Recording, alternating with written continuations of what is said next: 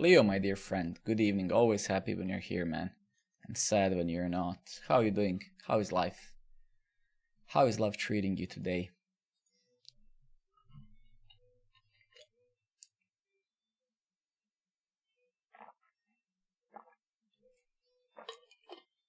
I hope it's well.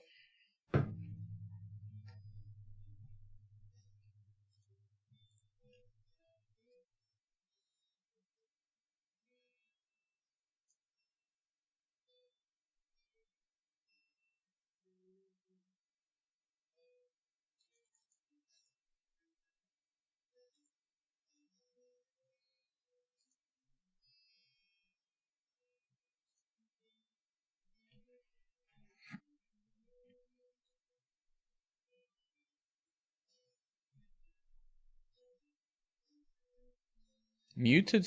Am I muted? I don't think so. No? I think your sound might be muted. Yeah, I think it's you.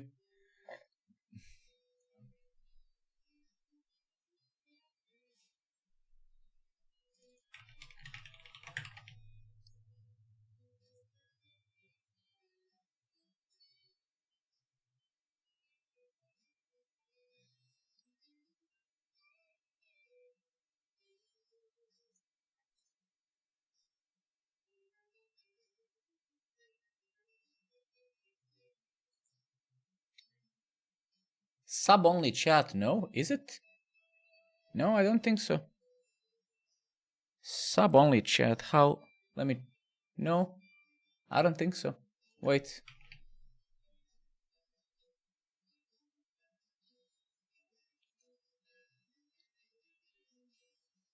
It is? How is that? What the fuck, man? Why is it sub-only chat? No, I mean, I would much rather people have you around than having a... Yeah, I mean, I don't care if you sub, to be honest with you. All right, so there's one... So let me tell you one thing. So what we're gonna do, guys, in a couple of weeks, we probably gonna create a crowdfunding campaign on Kickstarter for Programmer Network. Or to say we're gonna do that campaign when we finalize a lot of things, when we do a few things. But I think we'll do a Kickstarter campaign maybe for like 50,000 Danish crowns. We're probably not gonna raise the money, but we're gonna try, right? Because I would like, of course, that would be awesome, right? If we could get crowdfunded by people who would like the project, then you know, we could then pay a designer and yeah, for Programmer Network, yeah. Then we will be able to pay for designer, for some content creation, for pay maybe some of you guys to do some work, right? So we'll try. We have nothing to lose, right? But we have to round up a lot of things. So I don't know when it's gonna be. Maybe in a month or two. Who knows? But that's gonna be my goal, right? To kind of get there to create a... I mean, I've already created Kickstarter campaign long ago for Programmer Network, right? I just haven't... I never published it because I keep waiting to yeah. Yeah, $7,000. Yeah, that's not much money. Yeah, that's not much money at all. Yeah. But as you can see, I made this thing very long ago. I don't know actually when, but I started this campaign like a long ago. I just never... Can I actually see when was this? I know it was like very long ago. I don't remember when.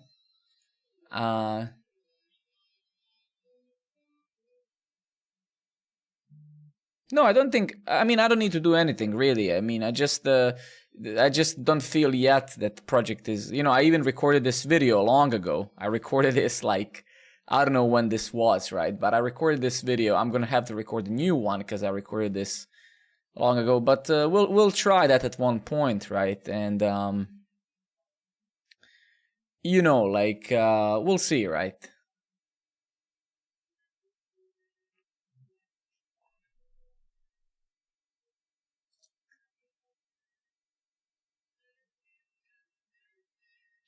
But yeah, but yeah, you all will have an opportunity to chip in if you want to, of course. But fundamentally, what I would want eventually is, yeah, if we could raise some crowdfunding, then we could pay for some people to speed some things up, right? Because yeah, but it's gonna take a while. Okay, so what we're gonna do today in the stream probably are two things. So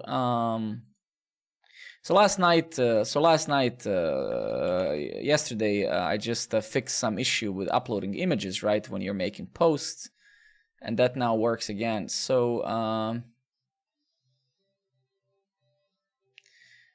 but today, so we actually have, so there are several things. So okay, shit, there's a lot of things we have to do, and let me show you some, right?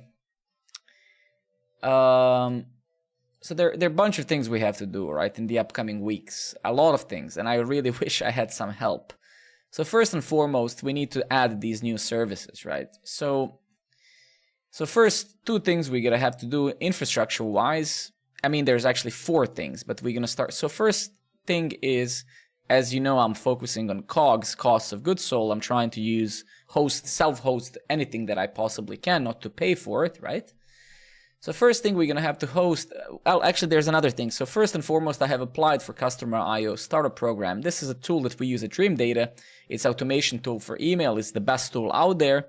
I have applied for this like startup program. They will probably not accept me because, you know, you have to be making money and stuff. But either way, if not, so we're gonna have to add several more services to our infrastructure. One of them is ListMonk.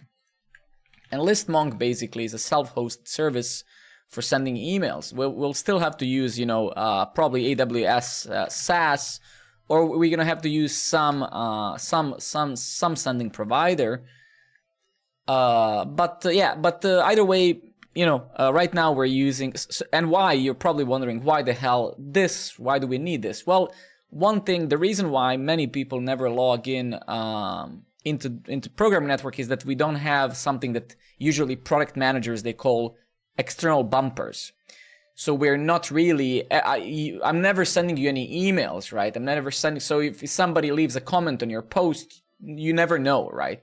So we need to start doing that, because we need to start, at least people who are around the stream and stuff, at least we can notify each other. So yeah, that's one of the things, is just sending emails, right? Because that's basic. That's every single platform does that, right? And we don't do that, right? And we have to start doing that. That's number one. And do we need to do this to start doing that? No, I mean, we can already start doing that, because right now, if you remember, we're using SendGrid, right? The reason why I don't want to invest more time into SendGrid is because for SendGrid we need to SendGrid is amazing. No, don't take me wrong. SendGrid is absolutely fantastic. I have nothing. The biggest problem with SendGrid right now is that I can only send 100 emails. I think, was it a day or a month? Actually, I don't remember. Let me see. And it's, you know, I think their next package is like $25 a month, and I don't want to pay that. I don't want to pay that now, because our whole infrastructure doesn't cost us that much, right? So I'm not going to be spending $25 a month right now to send the emails, because even you can see, like, so it's around $20, and this is annually, right? So it's not worth it right now for this, right?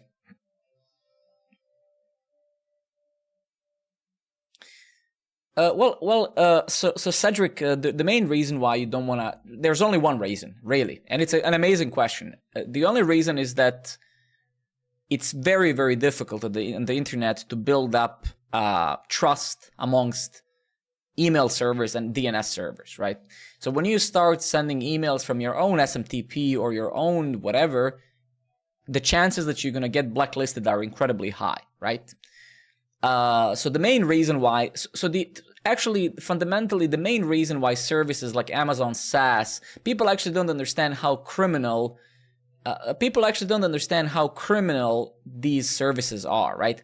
The monopoly on the internet when it comes to sending emails is actually pretty terrible, right? Yeah, it's very criminal what Google and Amazon and these companies are doing, because these are the companies, ironically, that can, in fact, that could whitelist everything if they wanted to, because they own the infrastructure, they own the internet almost. So the biggest problem is this, right? So if you don't know, the biggest problem is that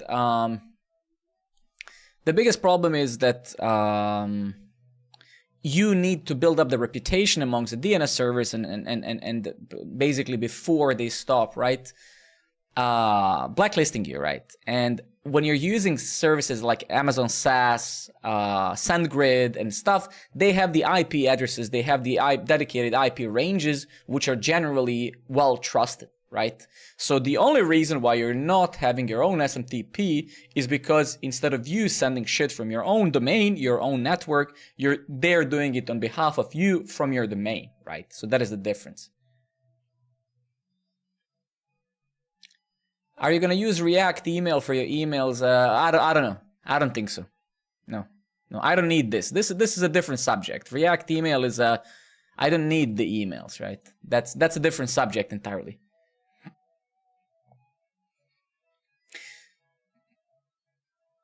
The thing is that's just how it is, right? So Amazon SaaS, we can of course start sending emails from our own directly, our own server, and that's perfectly fine. Again, the biggest problem with it is that if you get blacklisted, it's almost impossible to unblacklist yourself. So the problem is that if you get on that list, coming off of that list is incredibly hard, right? So it's the risk that many companies are not willing to take because, right? Exactly, right? So it's the risk itself that's not worth, right? Exactly, right? Okay, wait, there were some questions. Fellow new here asking around what language a newbie like myself and other friends, what language should I learn to start programming general purpose programs? General purpose programs. I mean, there are many languages you can start with that. You can start with Golang, for example. Golang is a beautiful language. You can start with C#. You can even start with Python. Heck, Python is a general purpose program. Yeah, right. I would not suggest that you use C and C++. I love C++. It's one of my favorite languages, but I would not do that, right? The biggest problem, right, is that you do want to start with, you can even start with PHP. I mean, there's nothing really fundamentally that wrong with PHP, right? A lot of developers who are talking bad about PHP, they actually never wrote it. It just becomes this repetitive meme, right? But either way, start with something that's tangible where you can actually build something very quickly, right? So JavaScript, for example, JavaScript is a beautiful language as well. It can also be a terrible language until you learn how to write it properly. But JavaScript is a good example. If you like, the beauty of JavaScript is only really one. You can start building websites immediately almost, and you can see the tangible result of your work. If you start with like a backend language, like if you start with something that doesn't have a UI, then you can, TypeScript is JavaScript. TypeScript just adds types to JavaScript, right? But it doesn't really matter, right? But this is kind of what you should do, right? You should try whatever you pick. It doesn't really matter. Make sure that you pick something where you can see something with your own eyes very quickly. So if you pick any backend language initially, you're going to get demotivated because you're going to be building terminal apps, console apps, and you're going to be wondering, what the hell is this for? Why am I looping through a list of numbers in a terminal, right? So try to get yourself to a tangible result, because humans learn the best when they can see the results of their work, right? Oh, I put this button on the screen, and when I click it, boom, it does something, right?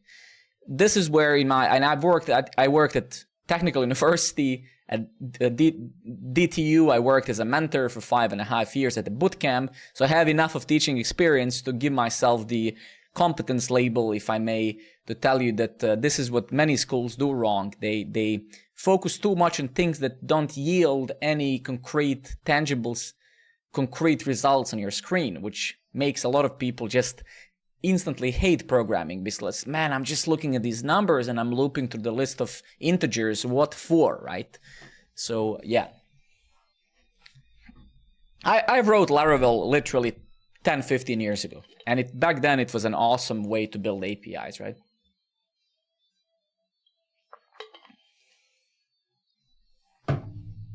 C is a beautiful language, but again, that's C used to be one of my first languages as well. But I would not advise you to start with C today, because again, we live in different times. When I was starting programming, I started with COBOL and Pascal and some very low level languages, C as well, and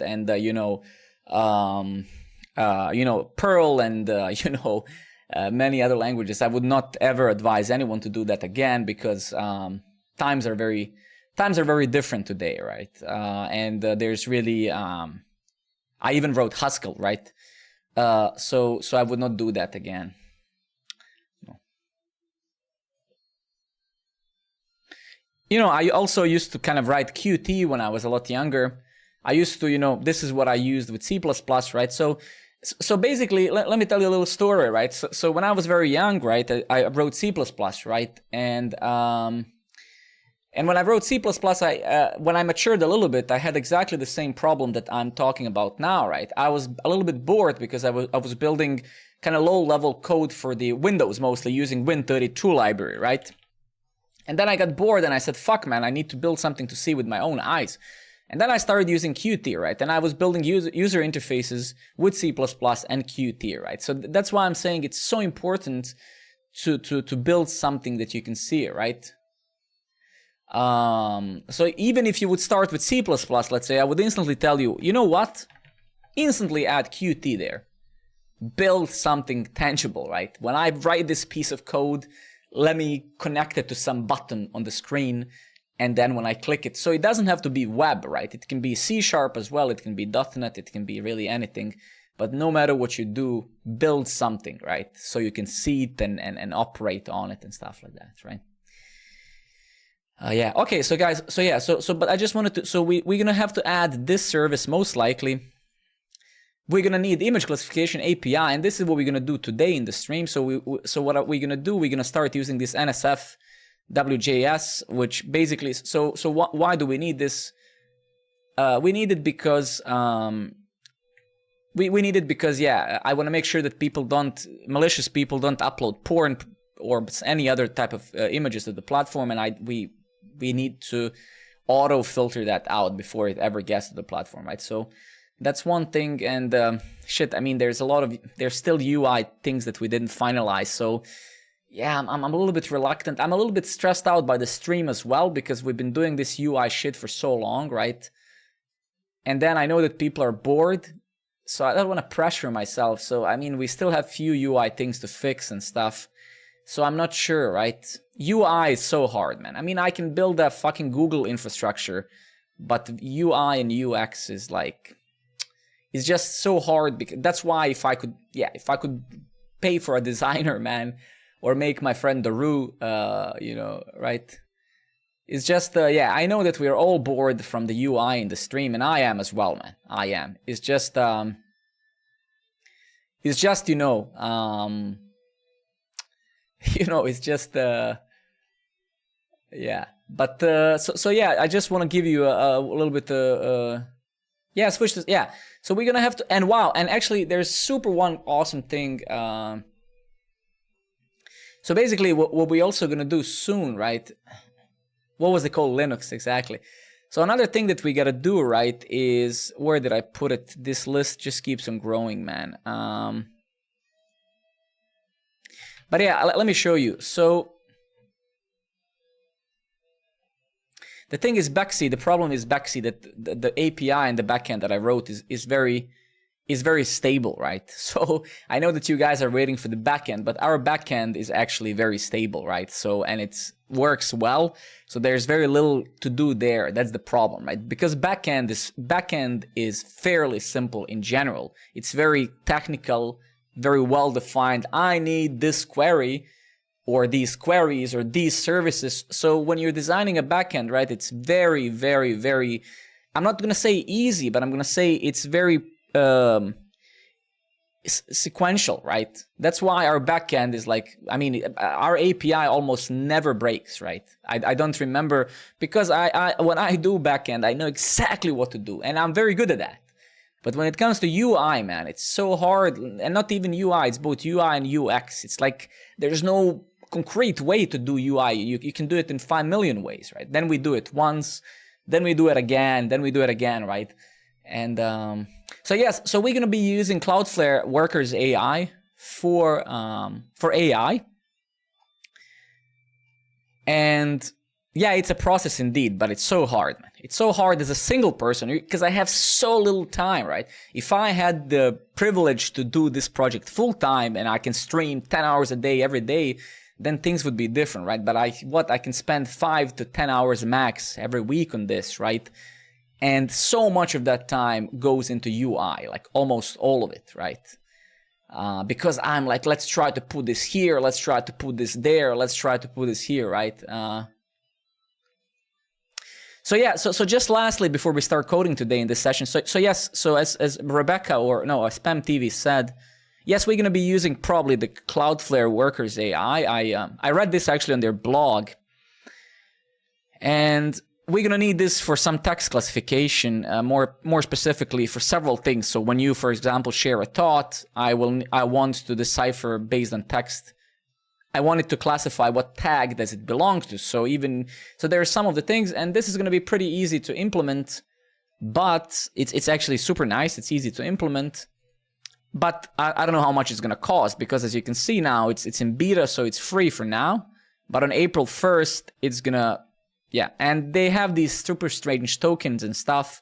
They call them neurons, right? So we'll see. But I mean, we're using Cloudflare Pages already. That's where our front end is hosted. So no, but I don't know. I don't think so.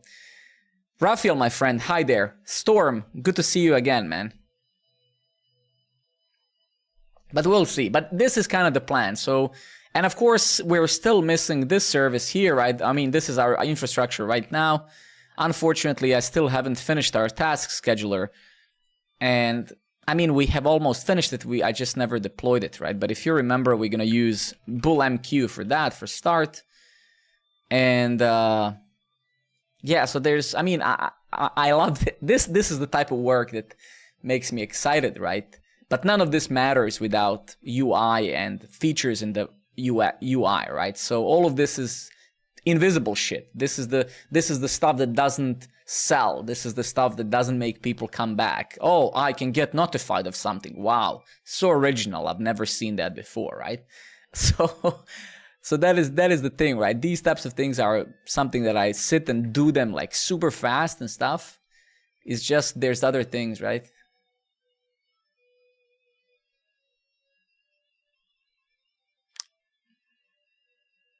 Yeah, I'm not going to be using any cloud like that, no. I'm not going to be using AWS or anything like that. That's why, Rebecca, we have our own infrastructure, and I intend to keep doing that. And I intend to keep doing this exactly for the reasons of crowdfunding, and hopefully if this project ever shows any potential, I want to make sure that even if we open source this project one day, all of this, I want to make sure that from the COGS perspective, costs of goods sold, from the pricing, I want to make sure that it's so cheap to run, right? So no matter what we do, we're going to always be making decisions. We're going to be, unfortunately, you always trade something you trade time for self-host, but we're not going to be hosting this on the cloud ever, right? Kasul, hey buddy. AWS, well, that's a relative thing. It's not expensive, depends what you mean by that, right? That is not true, right? But anyway, we still need to finalize this, and I think we have a repo for that. We just never get back to that. Okay. Anyway, so enough of chatter. Enough of chatter. Let me just actually share this thing.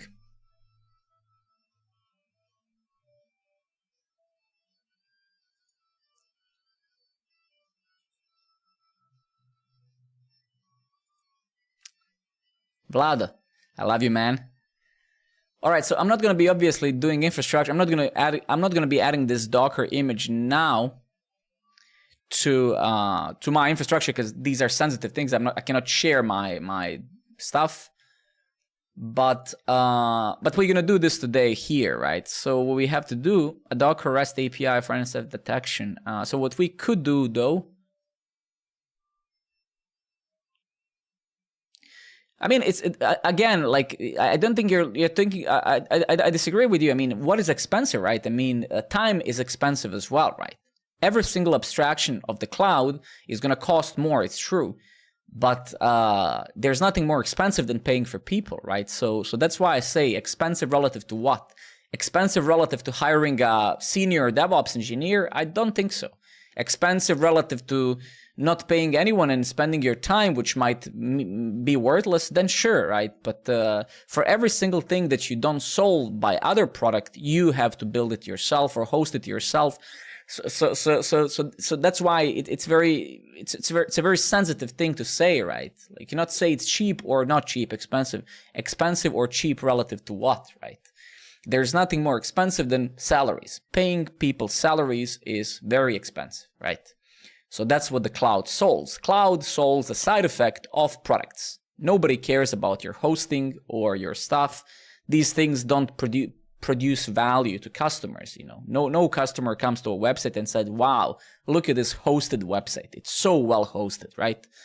So it depends what stage you are as a company, etc., etc., etc. There's no, right?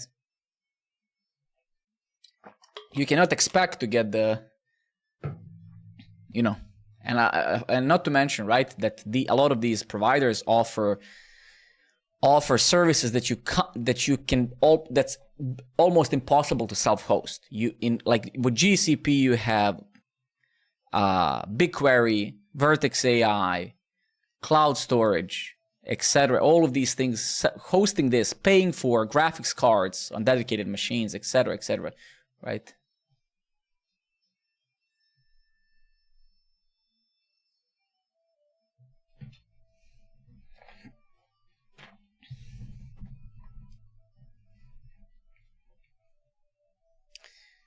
Yeah.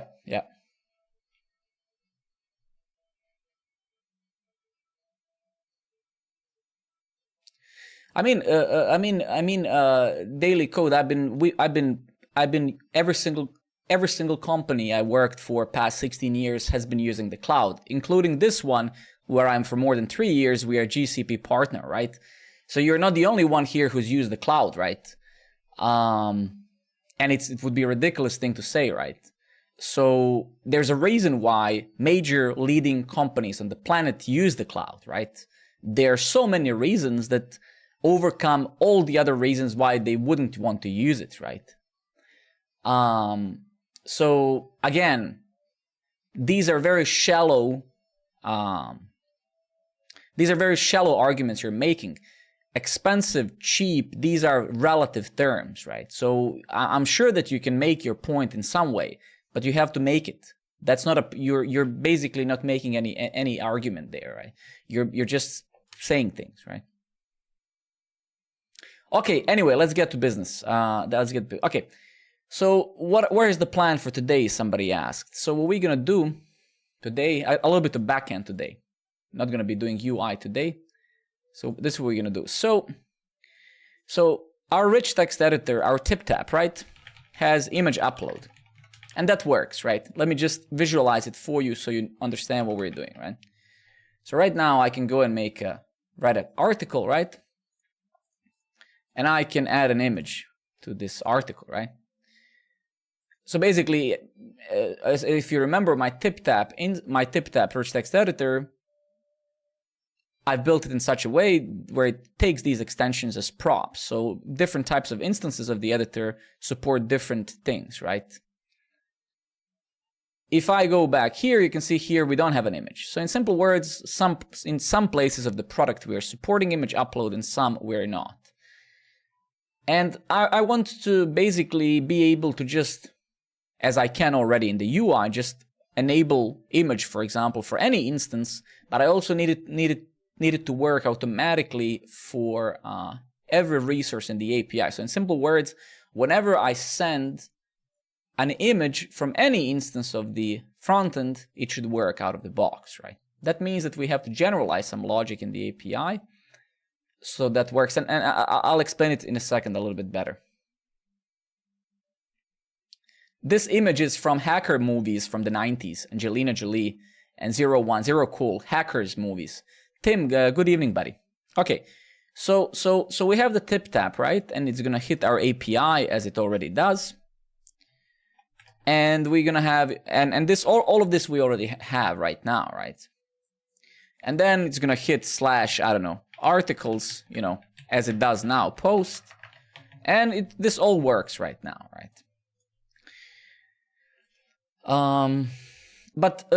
So there's gonna be one, so we need to add a service, this image recognition service in between whatsoever. So before we hit this, right? So instead of this being here, we're gonna add this, verify image. And then if image is verified, then upload the image, right? And then return the image, right? Whatever, to the UI. So that's one thing. But we also have to kind of implement the logic in the API now. So, and I'm gonna actually go and I think I have batch upload or something somewhere in our API. So I have this Cloudflare images little class. Chica, I love you, man. Thank you for coming. Well, thank you for coming always. I appreciate that, man. So let's kind of backtrace how I implemented this back then. And then I kind of want to, turn this into some sort of a plugin or a Fastify decorator or something. I don't actually know. TipTap utils, get tags from TipTap mentions, get image from TipTap state. So I have a lot of these things, right? So let me go to create article and let's see how generally what is the chain of this. So we have, let me just draw this. Mauser, my friend, good evening. So we have this thing that calls that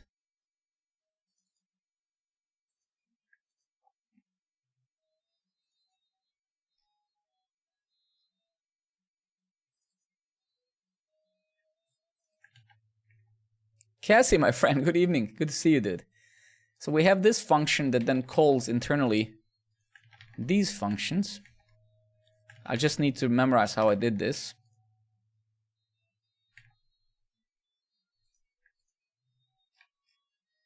Crap. Fuck.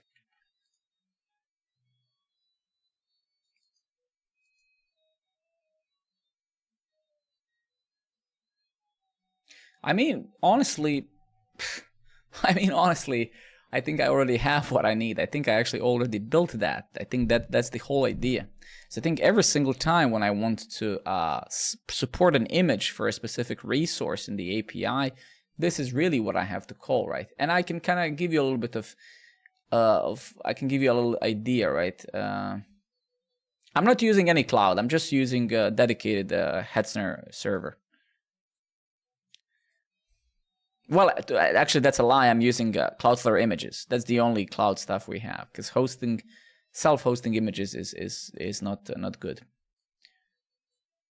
So yeah, so actually we already have what I need. Yes. So this, I already have what I need. So this is all kind of already implemented pretty awesomely, and that already works.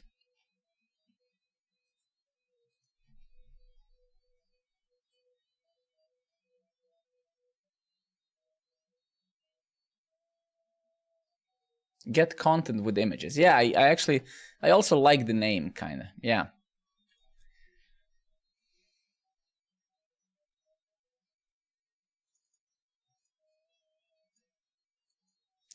I mean, because serving images is expensive, right? If you host them if you save them as binaries in your database, right, then you have to convert them into things, right? Blah, blah, blah. And then if you host them as files, then you need to have your own CDN, right? And that's very tough, right? You have to set up load balancer, you have to set up CDN in various places. So that's why you don't want to do that. You want to use the CDN Cloudflare's like Cloudflare CDN and stuff like that, right? So there's a lot of implications. It's not just saving the file. Saving a file on a server is a 10-minute thing, but there's a lot of implications of that, right? You know, like how do you save it? Oh, I'm gonna save it as a blob, right? Okay, well, that's expensive, right? Your API has to now convert that into something, right, that the browser can read, etc., etc., right? So you don't want to do that. And if you want to host it as a file, which you should, well then good luck with that, right? Because how do you serve that? How do you deploy that, right? Okay, so actually we already have this, and we can test my hypothesis. Like if I go to the UI, if I just open the front end, right? If I open the front end project,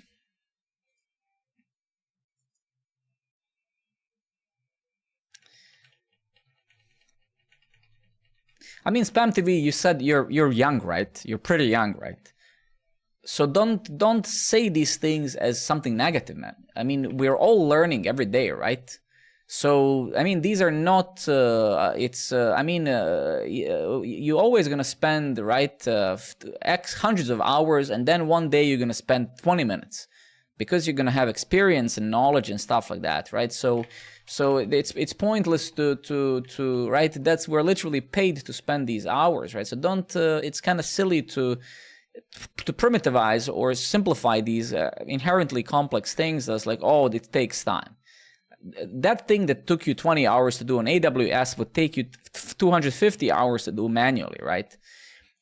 So it's okay. So let's test my hypothesis here. So right now, if I want to enable an image right here in a thought, right? So let's imagine I wanted to upload an image here. Give me a second. I think actually I did well before already. So what I wanted to do now, if I do this, it's obviously not going to upload an image because, yeah, it's just going to neglect it because in my API we're completely neglecting the image. But wait, let me try this again. But if I head to my API and I go and find create thought, I guess. So we go to API.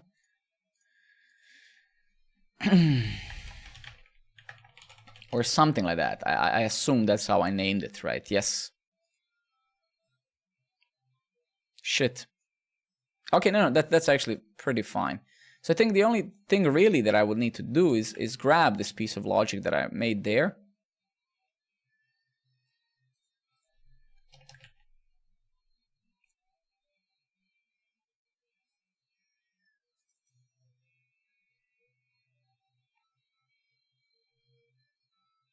Yeah, exactly. Pretty much, yes.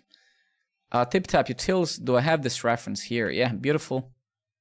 Image service. Yeah, where did I? And we need to rewrite this project in TypeScript soon, because I think we are the place where that would actually be useful at this point now. So I'm gonna actually just import this service here. Hopefully like this.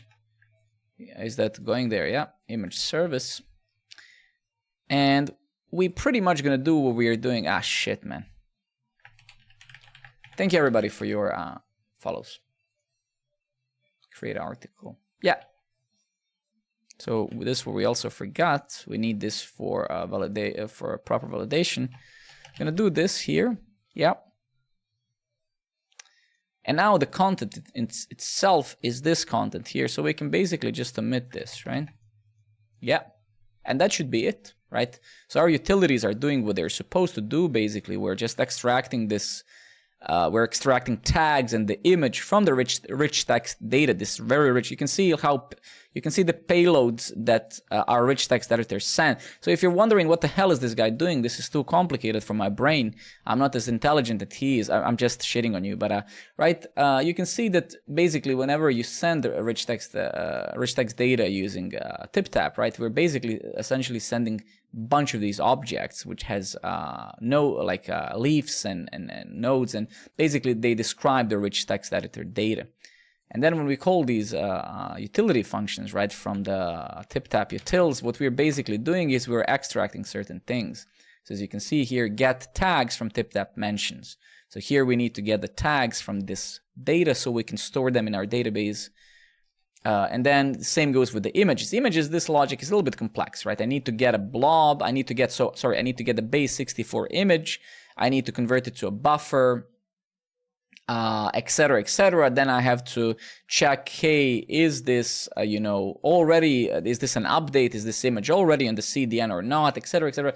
So there's a lot of stuff here happening, error handling. What happens if we we kind of have to transactionally do this. Like, for example, you might create a resource in the UI where you say, I want to upload these 3 images, but 2 of them succeed, 1 doesn't. How do we fall back? Well, we have to, remove the 2 ones that we uploaded, etc. It's a little bit painful. There's a lot of details. Sounds simple, but it's a lot of things, right? Fast chat, good evening, buddy. Hey. Actually, let me do. Give me 1 second.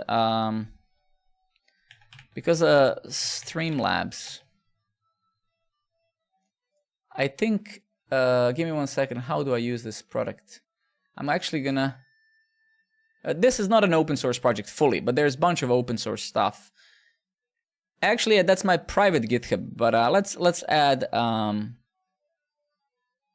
How do I use this crap? Wasn't there like a cloud? Yeah. Let's just add a command. Let's go to our. Where's my organization? Okay, let's create one UI, right? And then we're gonna go and we can just expose our Yale there.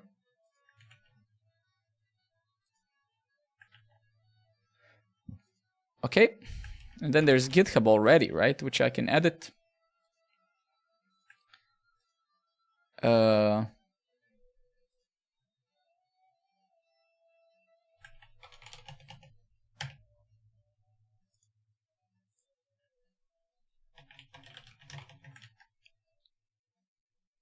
George friend, good evening. Okay, there we go. Just added that. Cool, thanks. All right, so now, if my suspicions are correct, we should already have images working for thoughts. Maybe. Let's give it a shot. I don't know. I'm not 100% sure. But to some degree, I would expect, if I'm to trust myself, that this should technically work already. And this image, I believe, is too big. Yeah. So we need to make sure that we are setting the... Yeah. But yeah, I think it's going to work for sure. I think for sure. Okay, these 2 things don't go hand to hand. I agree, but yeah.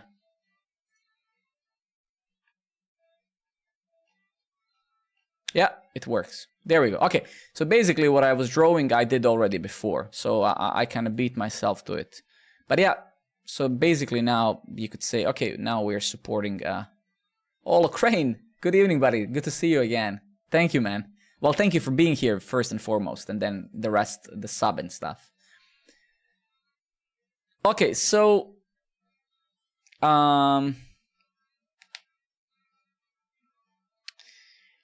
this is great, right? This is awesome. So basically what I did before was awesome. I can enable image upload really anywhere in the product in what 5 lines of code, and that's cool, right? Now, what's not cool whatsoever is that I'm afraid of enabling this for thoughts, at least because of trolls, because some asshole might come here now, upload a porn image and leave, and then I might be sleeping for 10 hours and come back and see, 2 guys plowing each other, right? So,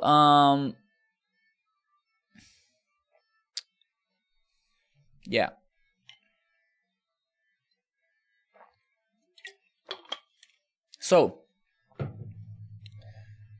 So that's why we need this.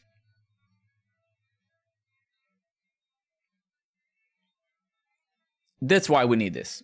Now, I'm a little bit skeptical of this whatsoever.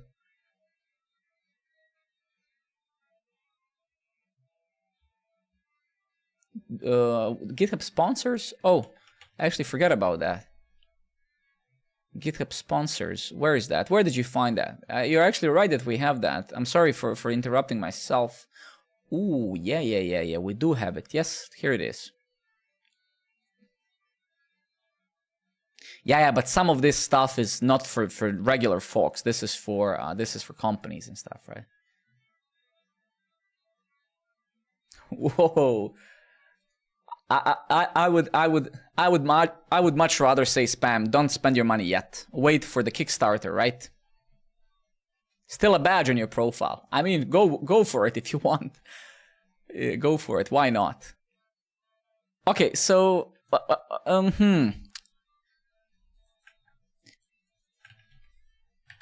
I would much rather go with with an official image though.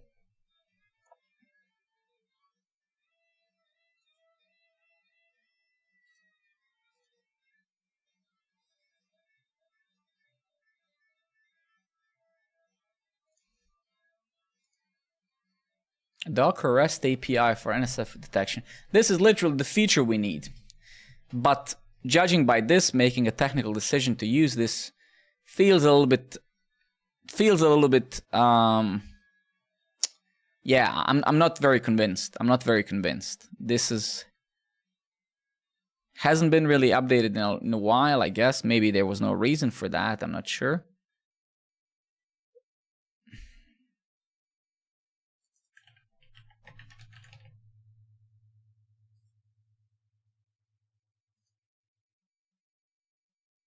Jesus Christ, man.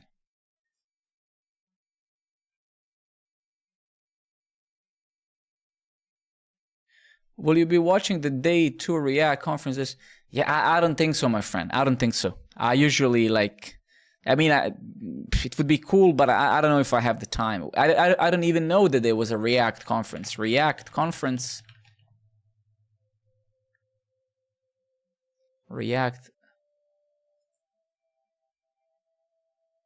No, I didn't even know there's a conference. No. I mean, I don't mean on the stream, of course. I mean, in general, I don't think I have the time, unfortunately. Yeah, posted. But which one is it? React conference where?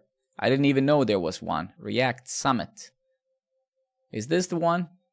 The biggest React conference worldwide. I guess it's this one that you're referring to, right?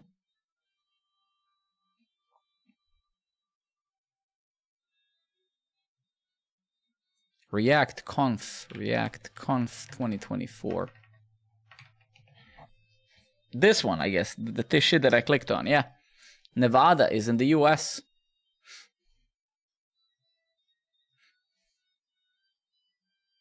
Free live stream, I see. So this is what you're referring to. I see. So that's in 2 days. No,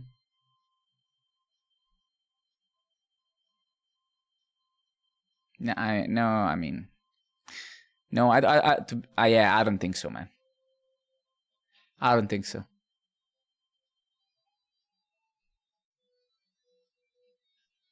No, I don't think so, no. I would much rather do some work in those 2-3 hours if I have the time even to stream, right? Yeah, I don't know. I mean, I never did this type of content on the stream as well, right? So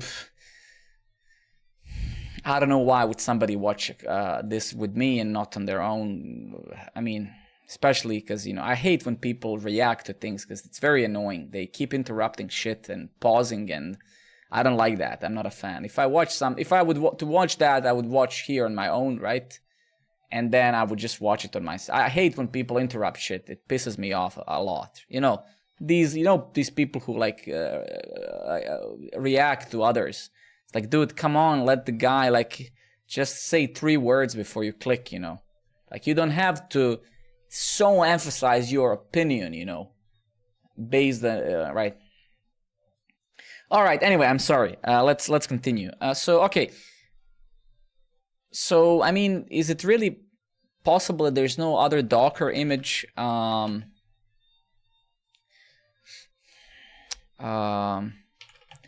Let's just do some research together.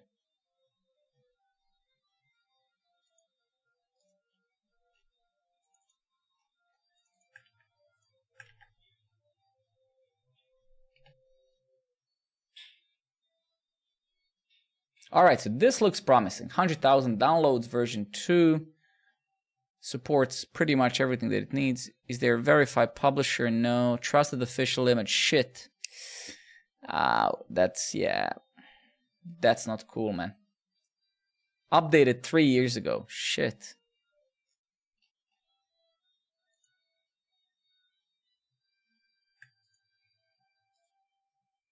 Okay, all right. This is official one. Okay, no. It's a bit weird that it hasn't been updated for so long, right?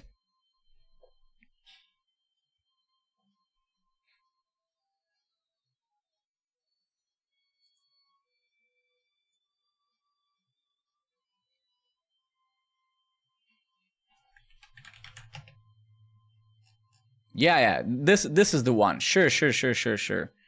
Node.js app. Okay.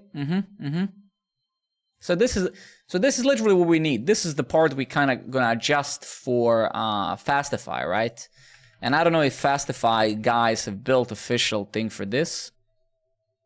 No, I don't think so. But we can actually, we could contribute. We could build a community build thing for Fastify, which is some decorator for this.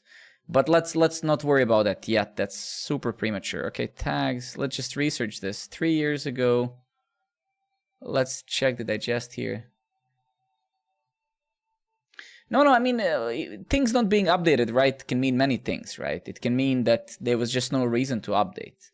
So, yeah, whatsoever, right, we could build our own image with this. So I mean, it's just that type of stuff I don't want to do on the stream, but we could take this binary that these guys provide, right? Like, you see, they have the model that basically when you do this, you're installing the model, which we then load here, you can see it, right? So I could, I mean, off stream or even in this here using ChatGPT, just generate our own Docker image, right? That's not a problem. It's just I would much rather not maintain my own image. It's all a matter of like where do you want to put your time? I would much rather, right, have a maintained image. 100,000 pulls. So I would much rather delegate this extra work to the community than thinking about maintaining my own Docker image, updating the dependencies. That's painful, right? So I would much rather... No, we're not gonna... No chance. We're not adding any cloud dependencies, right? I don't want to lose my sleep over billing and stuff like that. And we don't need that. This thing is actually pretty accurate, right? This thing is like super accurate. We don't need it's first we don't need it, right? Because this thing, you can see it's almost perfect, right? Approximately 93% accuracy, right? So we don't, this is more than sufficient, right?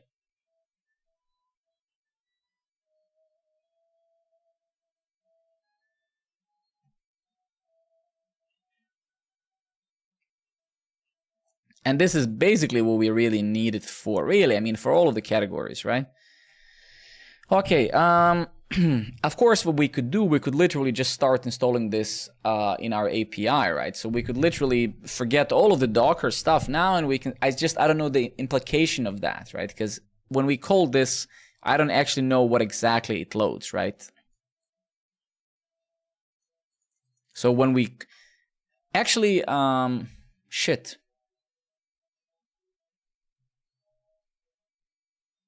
Andy, good evening. Lacrane, we just need a service, right? Where right now when we're uploading images, we're uploading them directly to Cloudflare. We need basically we need this fella in between. So we need it as a service. So we need basically this guy here. So when you upload an image to our API, basically we're gonna hit our API.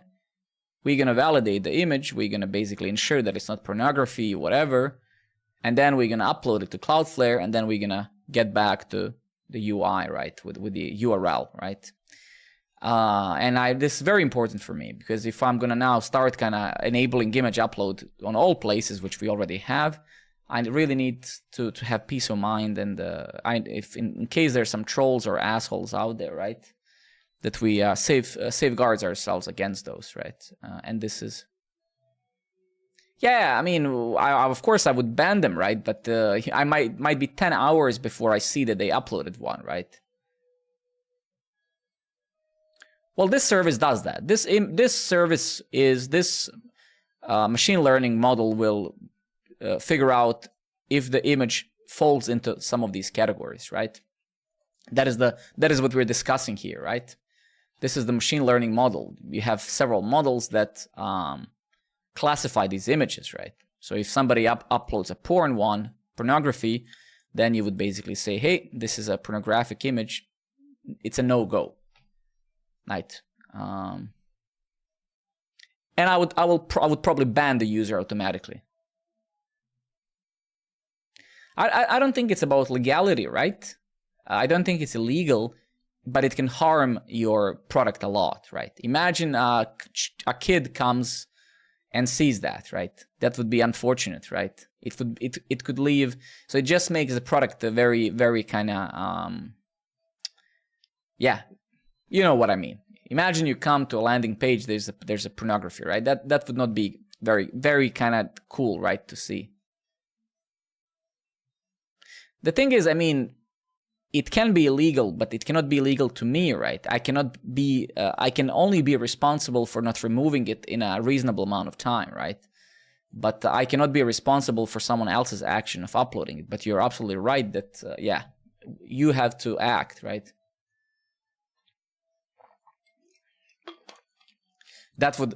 Any other law would make no sense. That's like, you know, being killed by someone and then you being responsible for that person killing you, right? It would make no sense. Okay. So how could we benchmark this? How could we install this locally and figure out how much memory does this thing use, right? Because I mean, our problem, right? This is going to be a seldom operation, right? I just don't know how this loads and unloads this stuff, right? So when we call the load, how much memory does that actually use, right? That's why I want to have it as a separate from the API, right? Because our node process has a memory limit, right? It's not infinite. I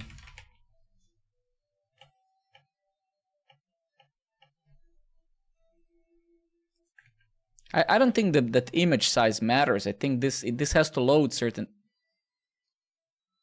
Oh, you can now try our newest model, GPT-4o.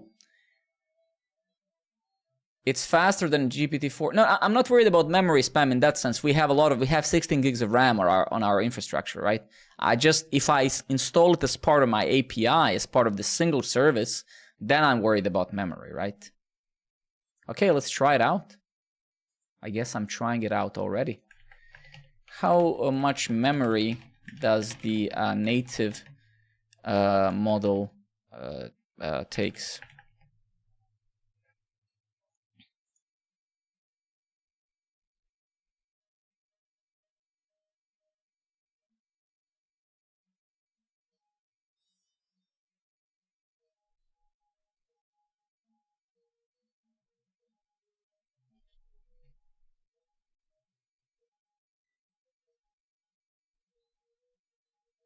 Okay, so this is not terrible, right? Here's a simple code snippet you might use to check the memory usage of TensorFlow.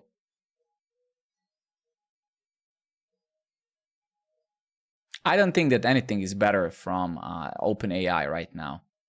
No, I refuse to believe that. No, I have access to Gemini and everything else, and this thing is still the best by far. Yeah, GenCode 1 debug is my own model. Yeah. I'm sorry. I mean, this is the stream a little bit now. It's just how we have to do the research. What can I do? We need to.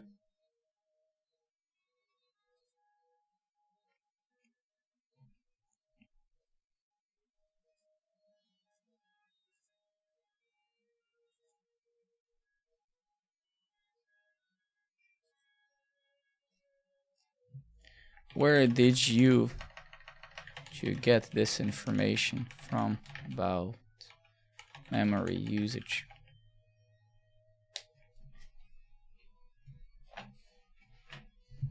Are you sure it's the latest version? I mean, it is, yeah.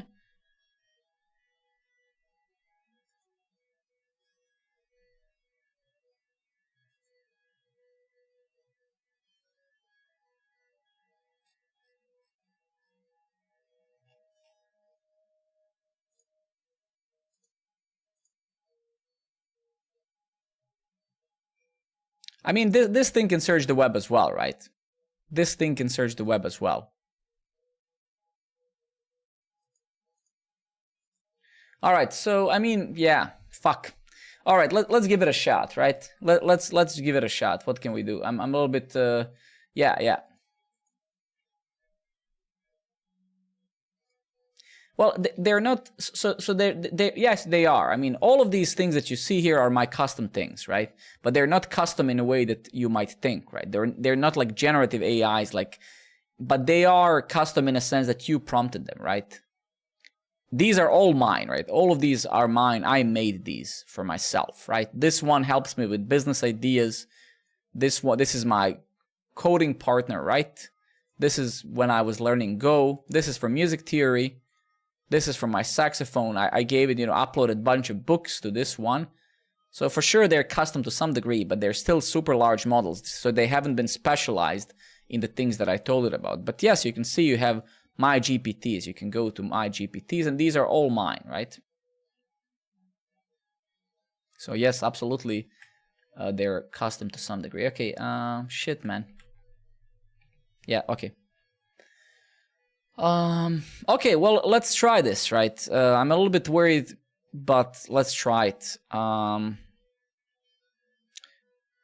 Let's try installing this in our API. What the implication of that is going to be, I don't genuinely know right now, but we'll find out soon.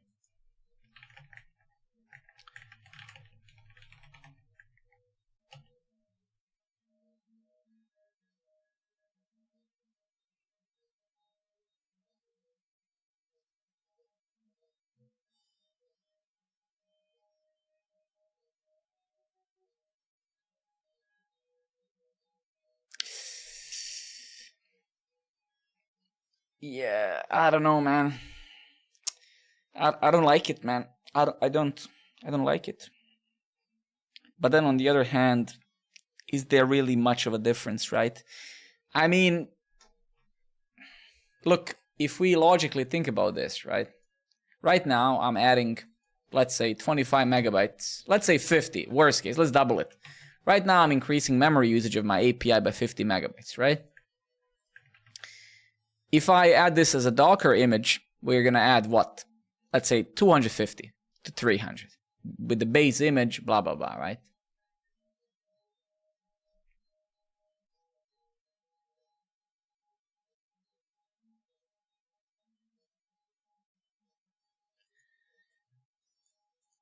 So I'm not worried about the memory, like literally memory. I'm worried about blocking the main thread, right? I'm worried about throttling the API with this, right? Because how fast is this operation? How long does it take, right? How long does it take on average to classify an image, right? So this is what I'm worried about. I'm not worried about RAM, right? Because if we go to our Grafana, right, we have a lot of it, right? If we go here and we take a look at our resources, only 9% of our RAM is used, right? And if we go to Hetzner, you'll see that we have 16 gigs available, right? So we have so much RAM that for the RAM part, we don't give a shit, right? We can load 2 gigabytes of a model, right? So you can see we have 16 gigs of RAM, right? So that's not a problem. The main problem is that we don't know yet is what other implication is going to have on running the API, right? So let's find out. Okay, cool.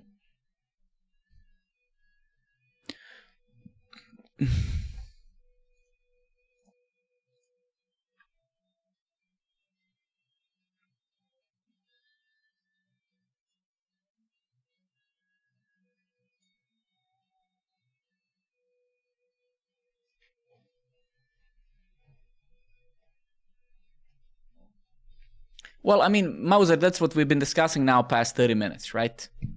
That's exactly what we've been just talking about this entire time, right?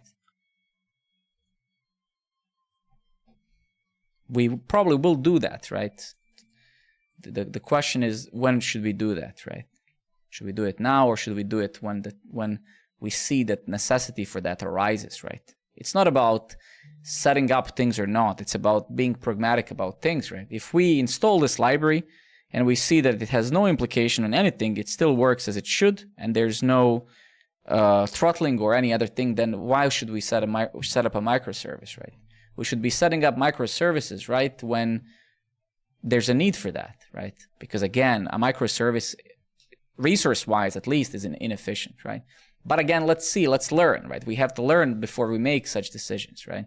We shouldn't just be blindly setting up microservices because, it's cool or not. So let's see what implication does this actually have on our API, right? Maybe none, maybe terrible one. Well, if it's a terrible one, then we're going to set it up, right? because the operation to classify an image scale-wise on our end now, where barely anybody even logs into the platform, let alone uploads this image, is insignificant, right? People barely share a thought, let alone upload images, right? So again, the occurrences of these things are so marginally low that maybe nobody will. Maybe there's going to be 2 images uploaded every month, right? With the current use of our product, right?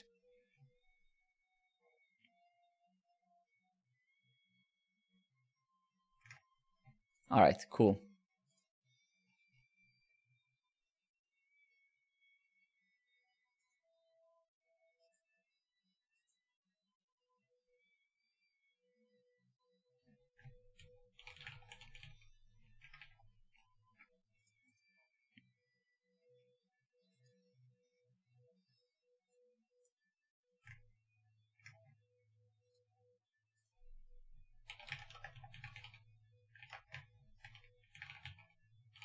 How do I type word classification?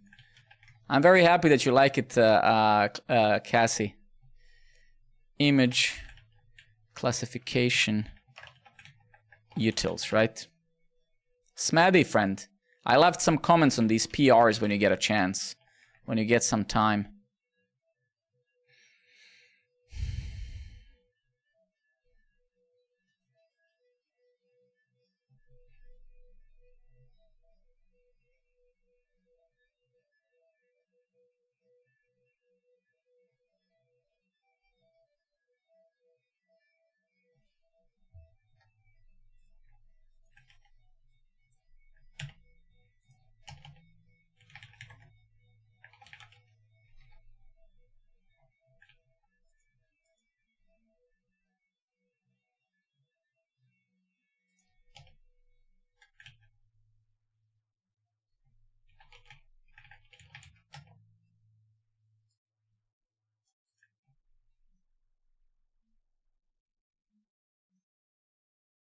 Okay, good. I'm gonna leave you to it a bit. I hope you don't mind struggling a little bit with it, because classify image. Okay, so this is literally the utility we need now. This is really what we need. We need to do this classification and then react to it, right? So what we really need to do now is we need to go to that centralized thing that I have, which is essentially this one. This is kind of the starting point of everything.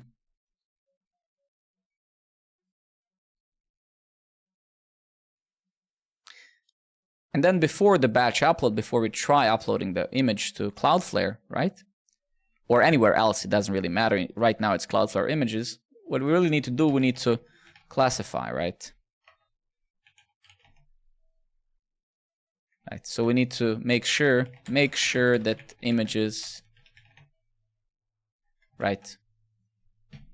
Exactly, Smadi. So this is what we need to do, right?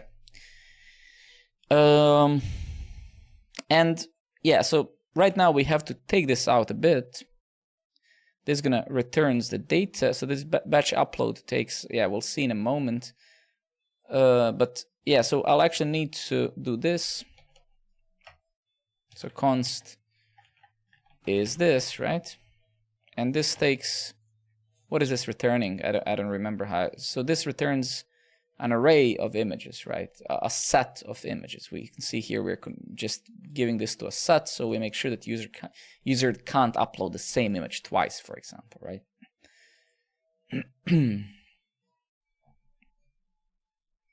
So this is basically here images, right? And if this was TypeScript, it would have been and actually let's take a look at that again. What type of images though? I think this, yeah, so it's basically this src alt and title, right?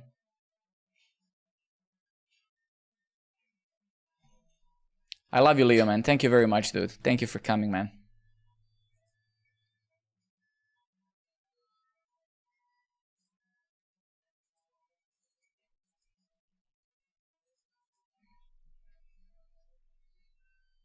Give me 2 seconds, please.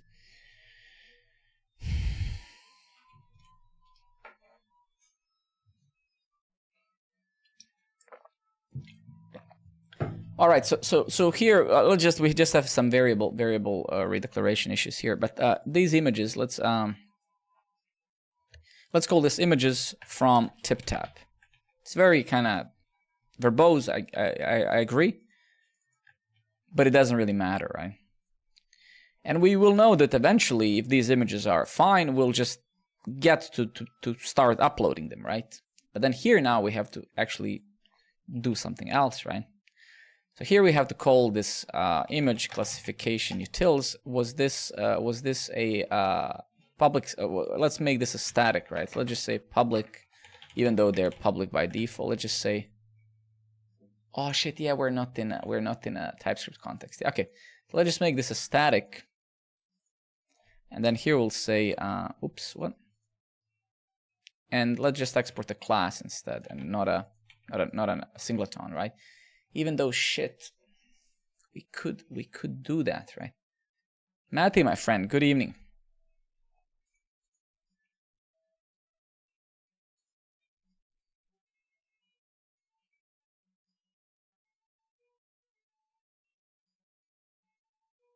All right, we'll see. We'll see. I'm a little bit worried about that. So classify image, right? And of course, this is not going to do because we know that, well, I know that this is an array of images, right? So, and what does this return, classify image? What is this returning? It's going to return what? Promise array of prediction types. And what is a prediction type? Classes, drawing, okay.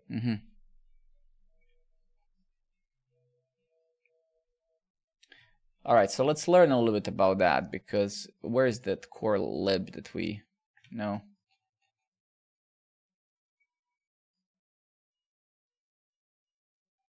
Well, we don't. That's what we're gonna discover, right? I guess it's gonna load it, and then it's gonna hopefully just garbage collect it or whatever, right? That's exactly the thing I'm also worried about, right?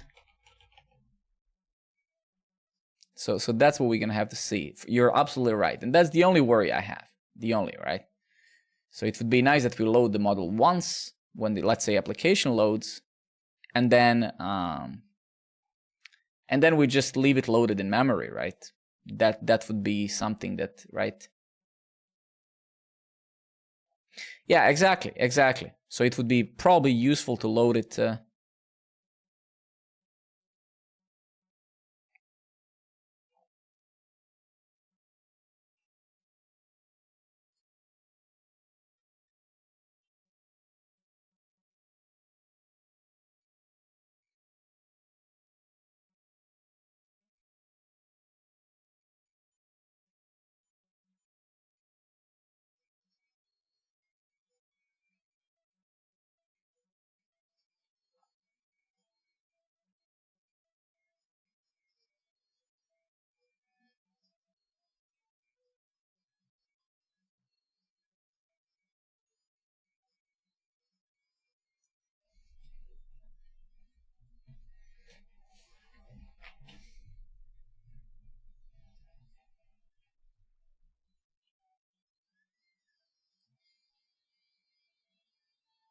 Yeah, so something like this we gotta do, right?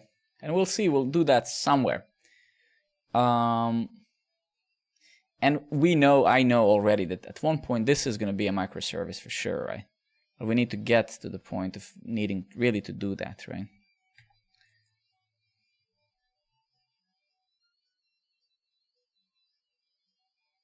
Yeah.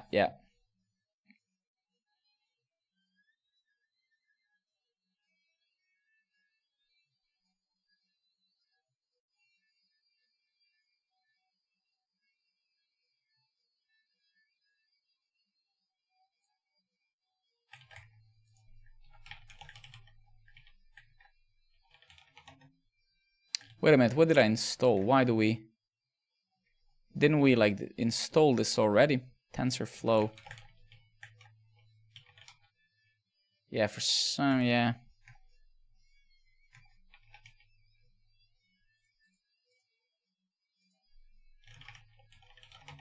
We need this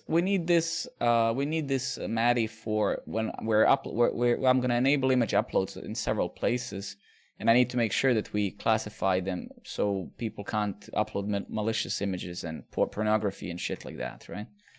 So we need to safeguard ourselves against it. What we could do, right? What we could do here whatsoever, right? We could do this during the API load. Then we could expose this model. We could expose this through. We could expose this through a Fastify decorator, right? And then we could have this model really available, the reference to this anywhere in the app. I think that's basically having a singleton in a way, right? The implication of that, what is it? Well, we're about to see in a couple of minutes. I don't know. So yeah, we can still keep this thing here, and we can still have the utils, but we're not going to load this here because, as also said by some of you, that would not be very efficient. So let's go to main, and let's go to our app. And this is where we load all of the stuff, environmental variables, right? That's not how Fastify works, right? In Fastify, you expose these things using decorators, right? So Fastify has decorators, and you can decorate really anything. You can put something as a global object on your app. You can decorate request, response, depending what, right? So we have a bunch of decorators already, and we're gonna create a decorator for this, right? We're gonna decorate that. As you can see, we have a bunch of decorators here, right? So if I go into my setup decorators, you'll see that I have different decorators that perform certain things. Is logged in, is administrator, is course author, is valid image, as you can see. So I have a lot of decorators which serve a single purpose thing, right? Parse image, right? So I can use these decorators depending, are they request or response lifecycle decorators or application level decorators. Yeah, so if we were to follow this thing, right, and we import this shit, it's gonna be expensive. Well, without a single doubt. I cannot import outside of a module.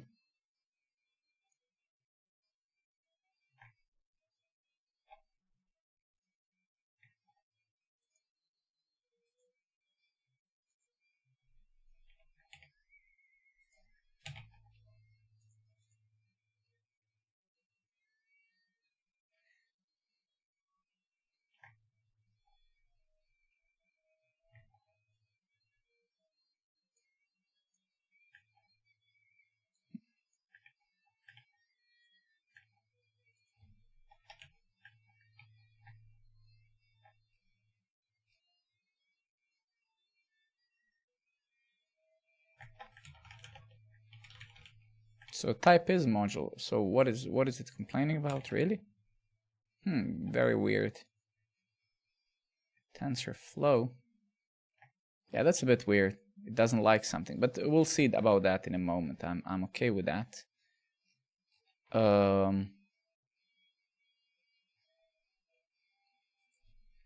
So, and we'll clean this up at one point in time if we actually manage to pass over this, right? Then we could, in theory, load this inside of our app, right? This Fastify instance that we create. So we could wait for a lot of things to happen. And then we could load the model here. We would load the default one, I presume. I know very little about this now. And then we could just call this basically NSF, right? Something like this.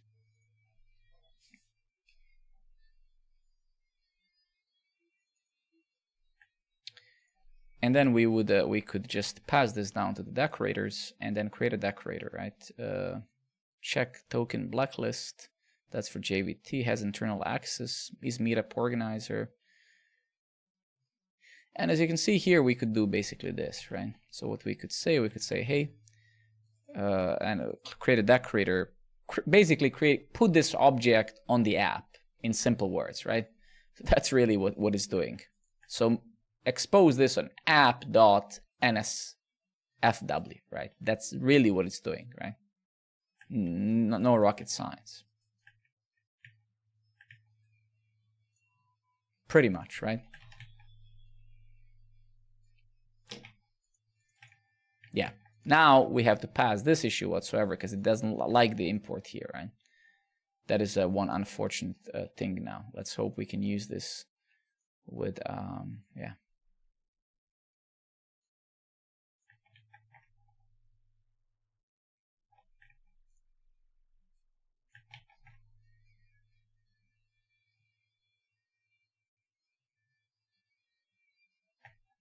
What?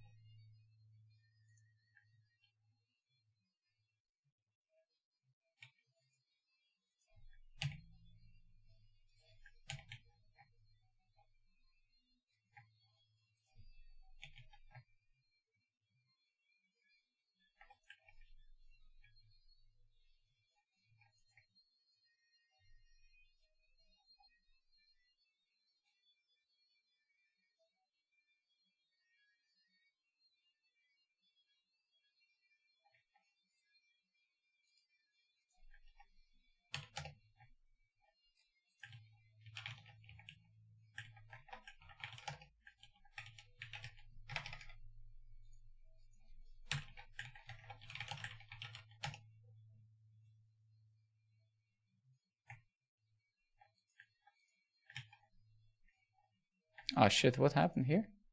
Oh. Alright, let me just try that very quickly. Just trying to change the extension of this. Cannot use import outside of a statement. That's so fucking weird, man. Really? Why is it not liking this?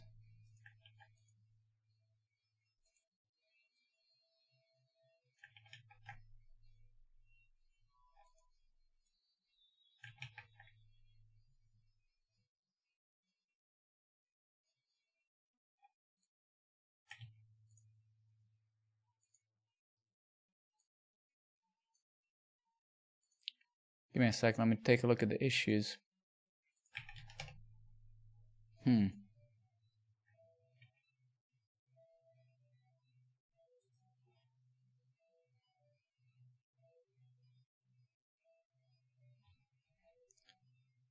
I do not.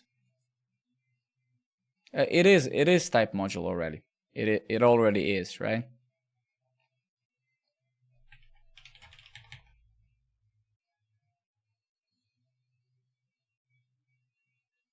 Maybe that's it, right? Yeah.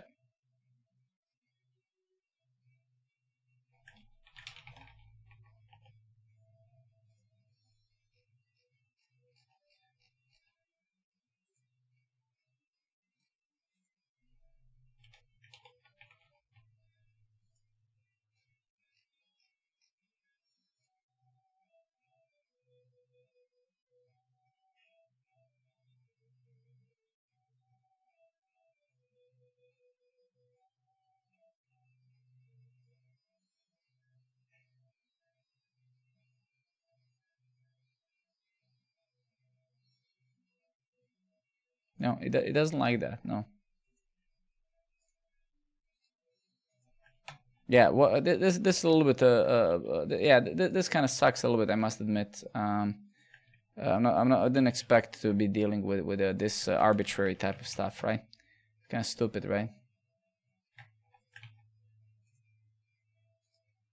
Yeah, to be honest. But let's see.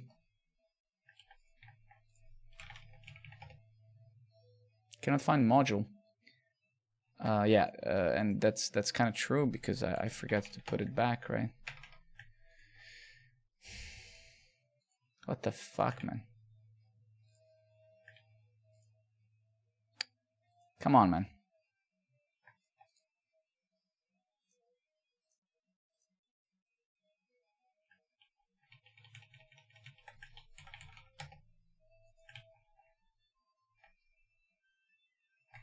So it doesn't like the import statement, right?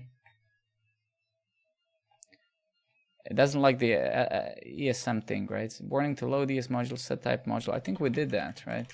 Type module, yeah. It's right here, right?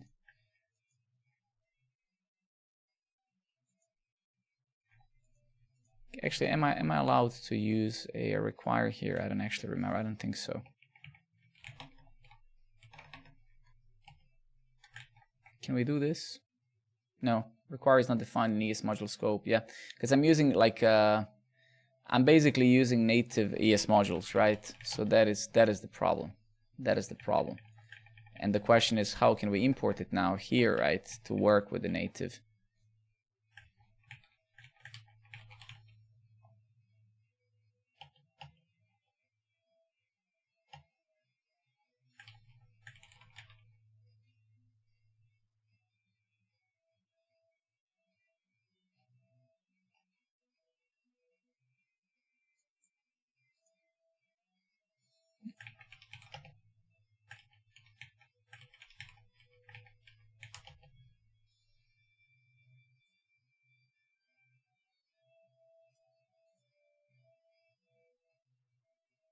Yo, yo.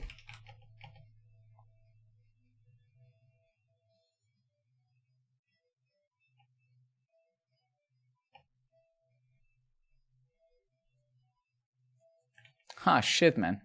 How do we unbrick ourselves from this? Any ideas? Cannot use statement outside of a module. Yeah, that kind of sucks, man. How can we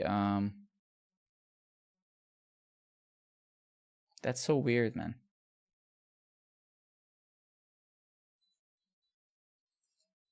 Let's try to make this guy an MJS file, right?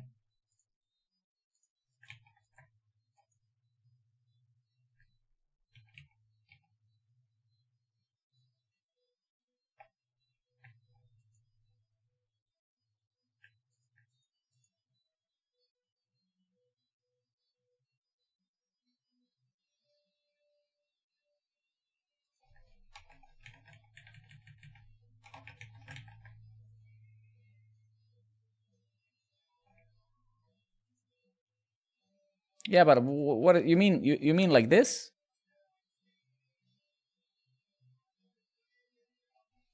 I don't see how that's gonna make a difference.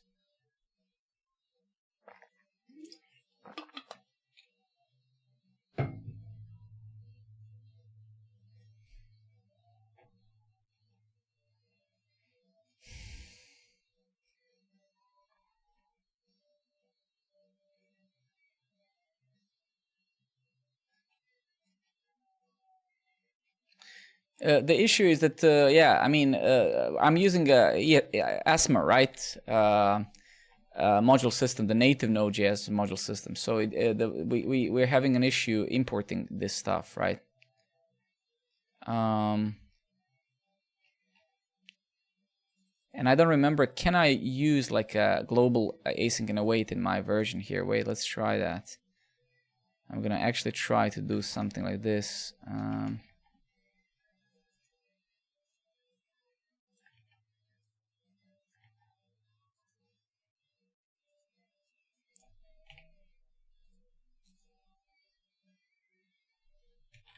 Depend of what type of programming. For this type of programming, no.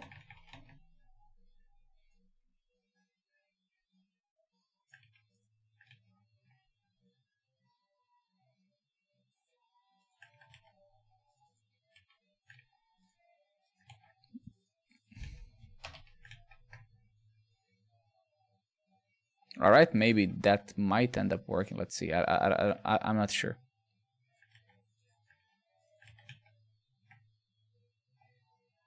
No.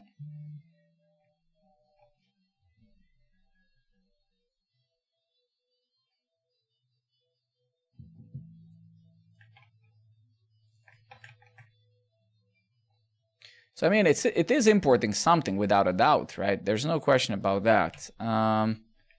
So it did import this crap, right? Let's try to print this one.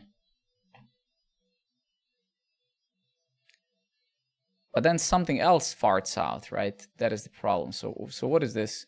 Cannot use it. And where's the stack trace of this? So yeah, it is. Yeah, this guy. Line 6. Yeah. So this farts out, right?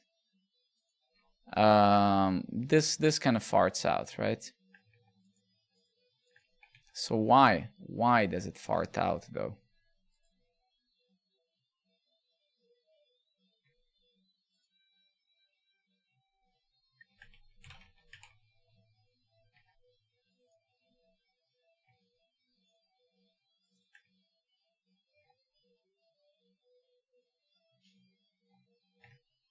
Cannot use imports outside of a module. We are inside of a module. That's weird. So yeah, so this farts out. This seems fine now, right?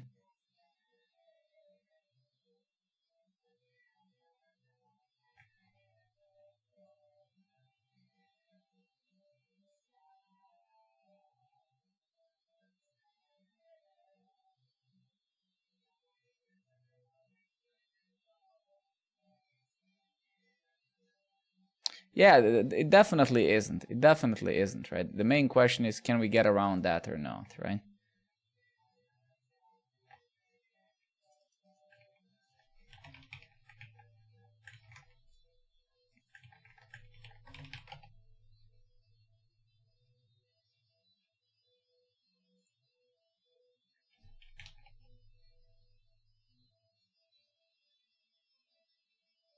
No, that's actually not true. They do have a module here, right?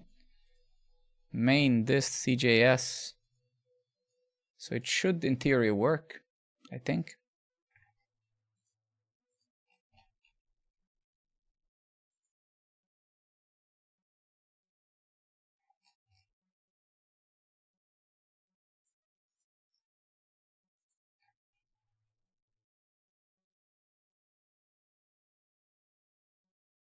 I mean, literally just try to set up an ASMA project, right, with nodejs, and then, but they do have right, an ASMA ESM here, right? So it's super weird, right? I mean, in theory, it should work, right? I mean, heck, you know what? I'm just gonna nuke the node modules, right? And a log file, and let's just pmi again, right? Super weird. I mean, technically it should be working, right? I mean, right? So why not?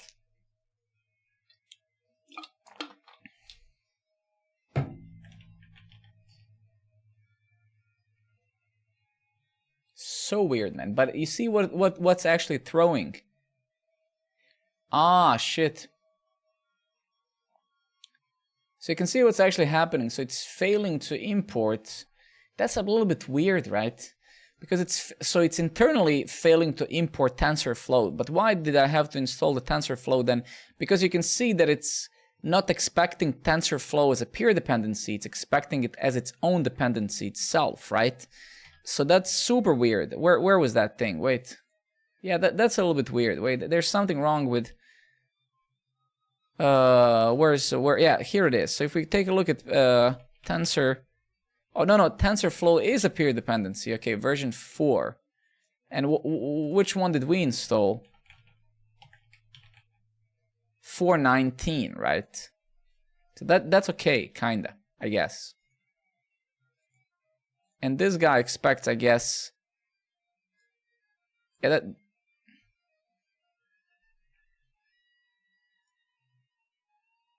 This is also very weird versioning here. I guess, yeah.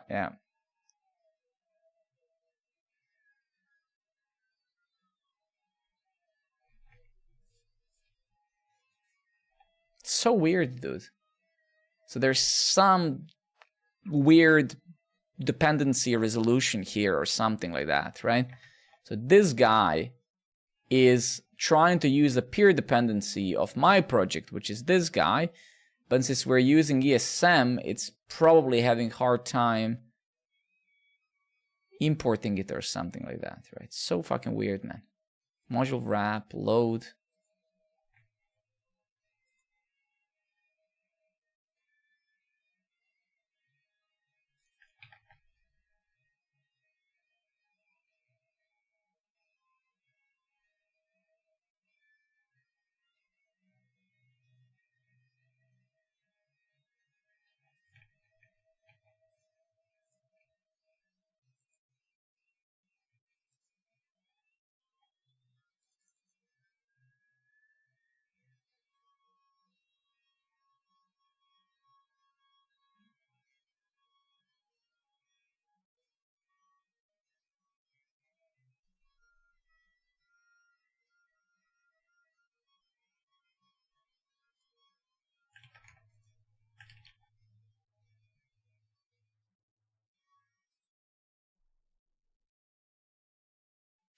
well, ironically, TensorFlow works, right? I mean, we can import this, right? So this is imported actually properly, right? So this is fine. You can see we have some huge object with a bunch of crap on it, right? So that actually works.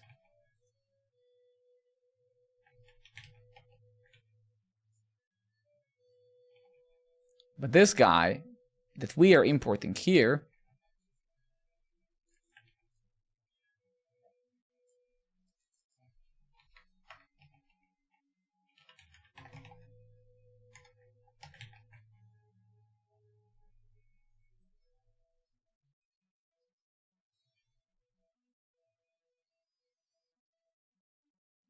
and this is basically failing on their, I mean, this is failing inside of the NSF.js, right?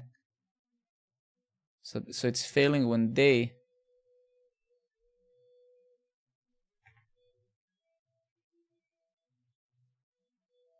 Yeah, it is. It is. So you know what we're gonna do? We can have our own fork of this, at least for now, even though it's kind of sucks ass, right? But what I'm actually going to do, I'm going to, inside of here, I'm gonna search for this, right?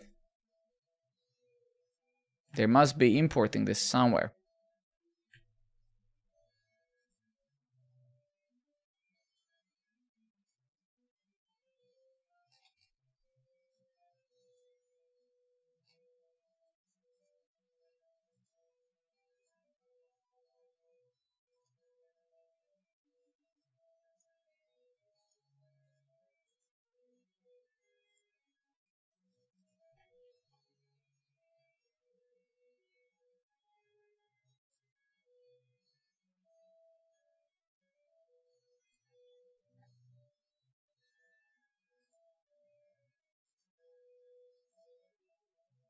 Yeah, here it is. What? Yeah. So in theory, right? If we comment this one out, and again in theory, if we do this instead,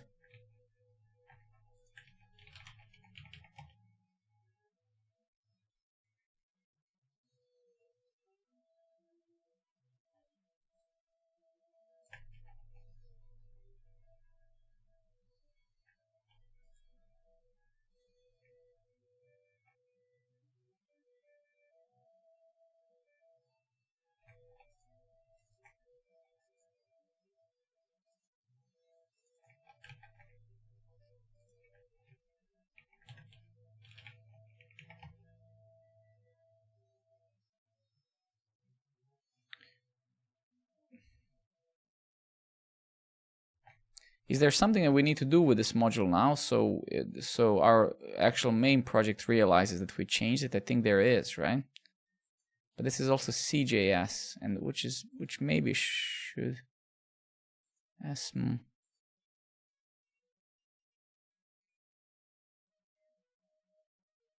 No, there's something weird in here, man.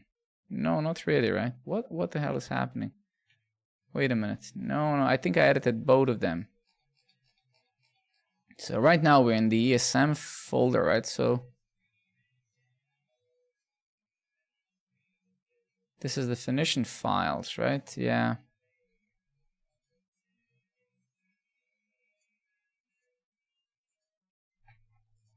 Oh, so technically both of them are changed, right? I don't think that there is such a statement anywhere else left.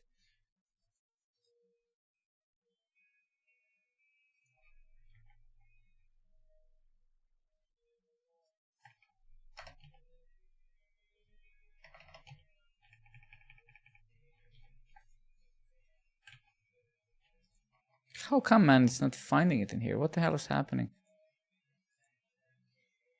Node modules, yeah.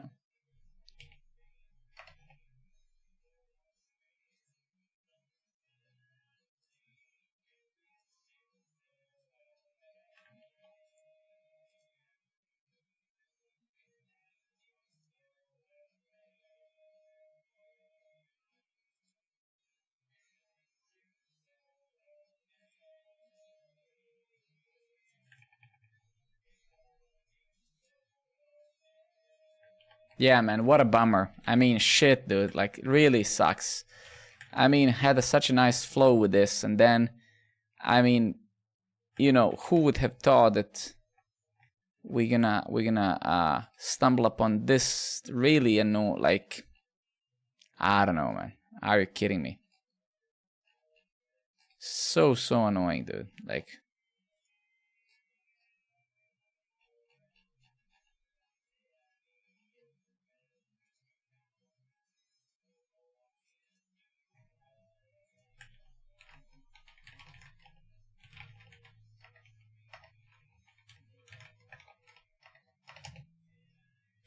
yeah, that kind of sucks, man.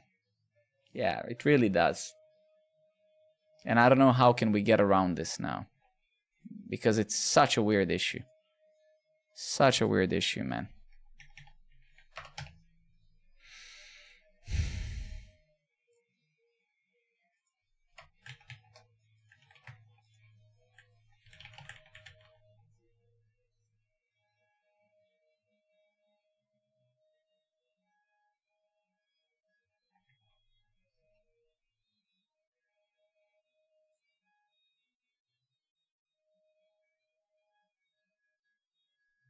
Yeah, but that's a TypeScript configuration, right? I'm not using TypeScript here, Lacrane, so you're absolutely right, right? It's just, I mean, we could maybe try that. This is just a plain ESM project, right? A nodejs project, so there's no like fancy tooling or anything. It's just a plain nodejs, right?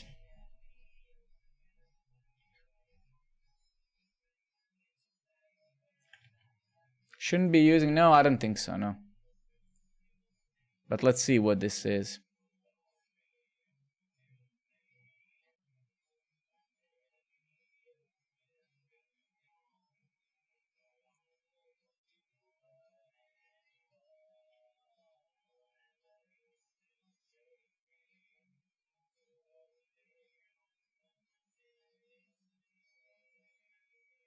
No, this is a little bit different. I mean, but I'm actually gonna go and start this. But let's see.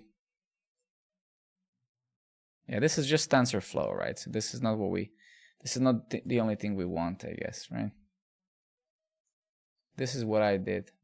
But where did you add that? Is that your TypeScript configuration, Lacrane?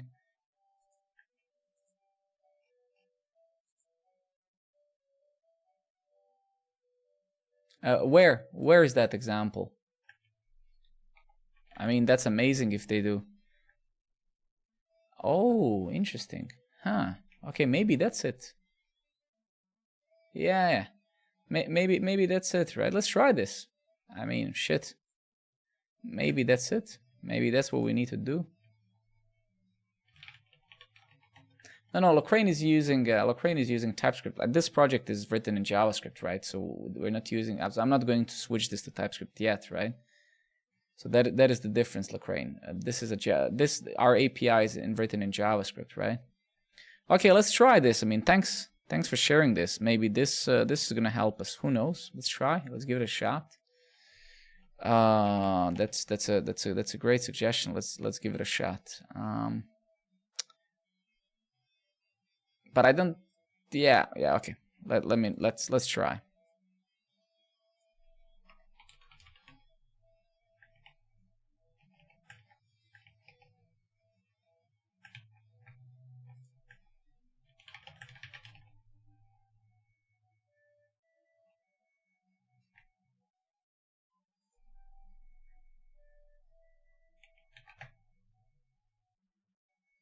All right.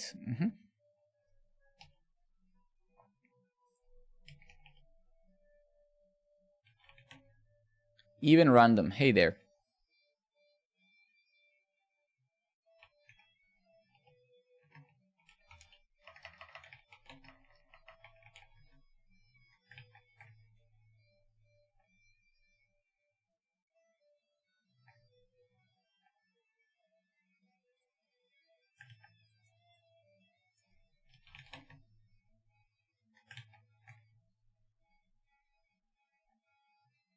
No, so we're getting the same issue, unfortunately. No. So getting exactly the same issue. I'm just gonna be crazy and go and just nuke some shit. But yeah, I think we're having yeah, we're having an issue with my setup just generally. I think that's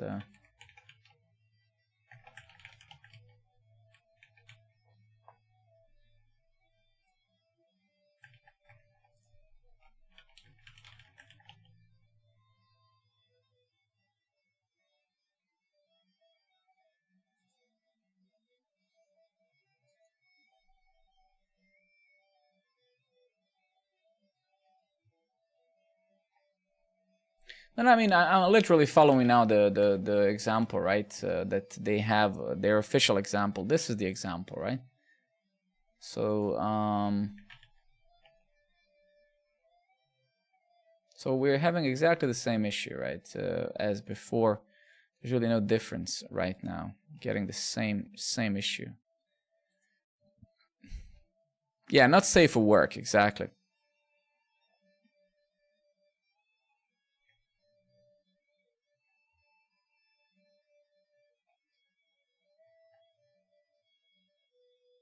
And I think this guy gets properly imported. Yeah, again. But then this guy tries to import the TensorFlow, right? And that is that. Yeah, man, come on, dude. Like it's so shitty, dude. I mean, it sucks so hard. Yeah, man, come on, man. Like having issue like this. Yeah, it's just crap, man.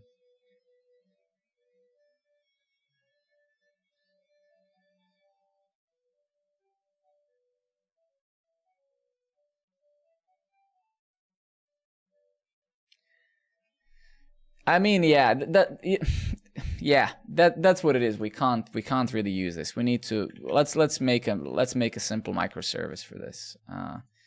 Yeah, it's just yeah, but we can't. It's okay. That's yeah. I'm not gonna be changing my entire project structure now because of this, right? A little thing. So let's just what I'm actually going to do now is let's fuck it. Let's just generate. I mean, at this point, we could just generate a Go service as well, right? So,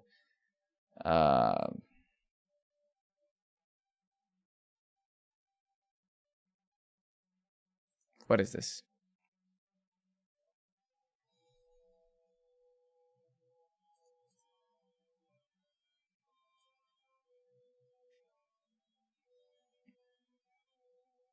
I don't want to react. What is this crap, man? Let's just create another Fastify thing, right?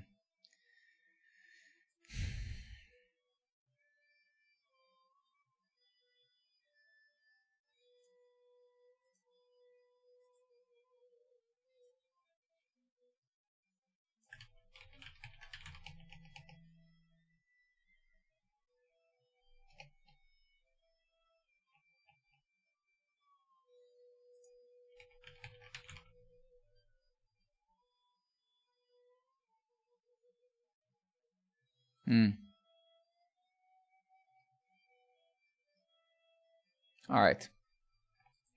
So let's call this programmer network image classification. Okay.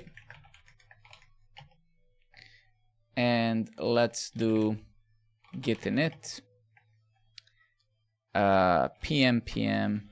Let's actually say touch nvmrc.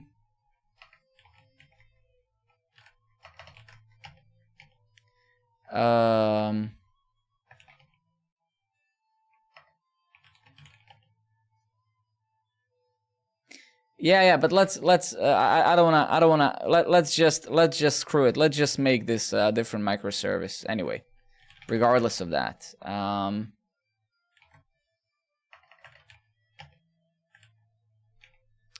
So let's just let's just do this, and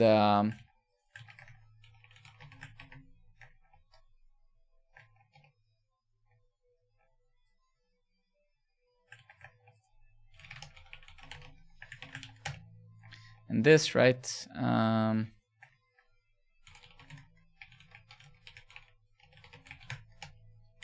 let's just let's just paste this in there.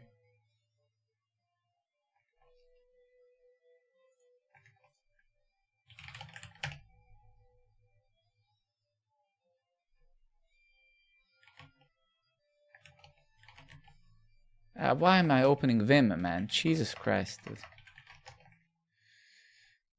All right, cool. So we have the bare minimum stuff, right? I'll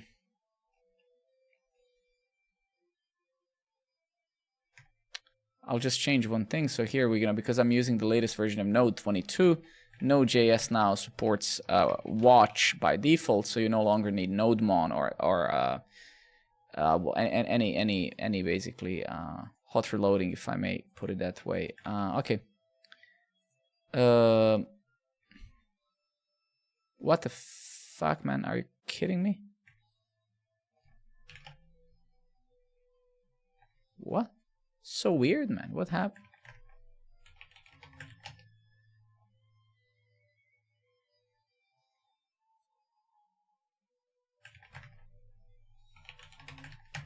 What happened there? I don't get it. Okay, never mind.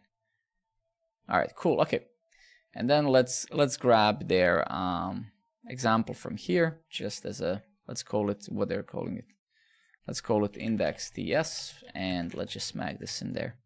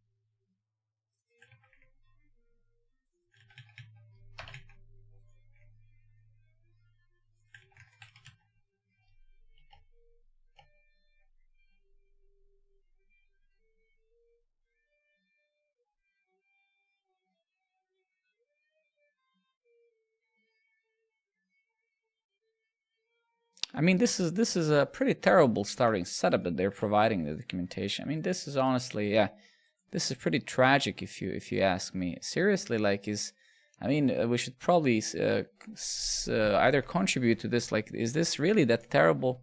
Like, seriously, man. Like, what? What did we just? Are you kidding me, man? Like, what? This is so weird, man. This is pretty I mean, dude, Fastify ecosystem has almost 1 billion monthly uploads, downloads, right?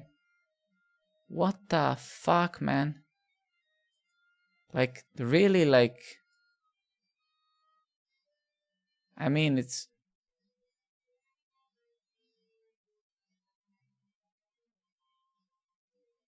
I mean, okay, look, let's not get, I can do this, right? No, yeah, it's just funny. Look, criticizing without action is pointless. So let's not be that guy, right? It's just a little bit weird. That's all, right? Because now every time yeah, so weird, man. Can we do this? No. Well, I mean, yeah, we can, right? But can we just what was it? Program network, image classification, and then dev. Can we do this? And then if I save, is it gonna auto reload it?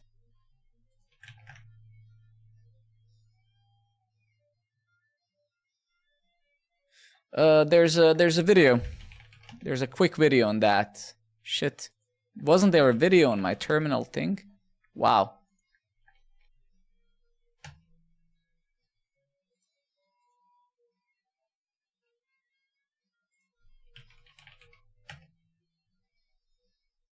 Yeah, that's so weird.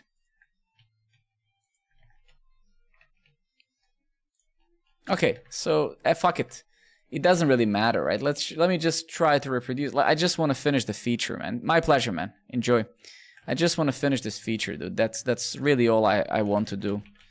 Hopefully we can do that. Using npm, you can also use model.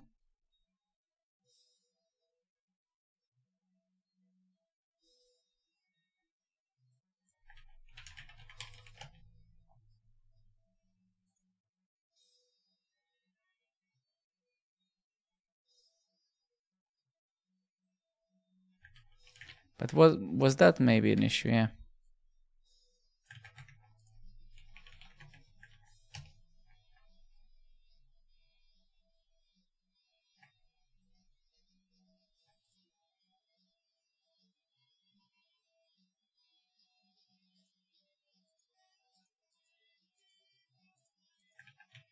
Okay. Okay. Cool. Right. So let's try just running this now. Right. We're not gonna do any fancy shit. Nothing. Right. Just gonna do bare minimum we can. Right. Bare minimum we can. So let's convert this and hope for the best. And let's just try to load the model even, right? That's all we want to do, right? Just try to load it even. And yeah, we're now in the context where we don't have global await. So that kind of sucks. It's probably going to fail. Yeah, exactly. It doesn't really matter, right? So let's... So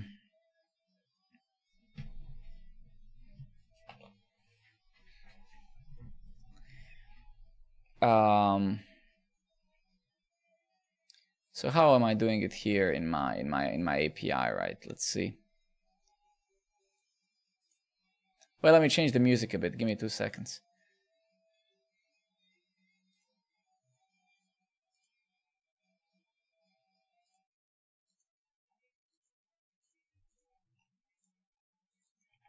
Okay, let's just try running this actually. It doesn't really matter. It doesn't really matter. Let's just see if this can compile, right?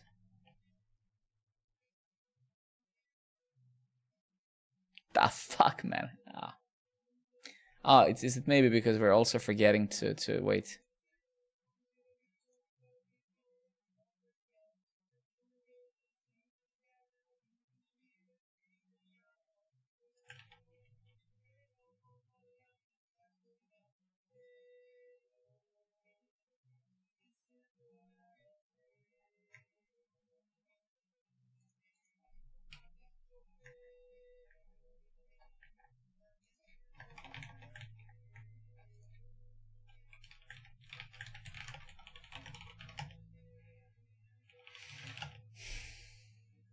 All right, so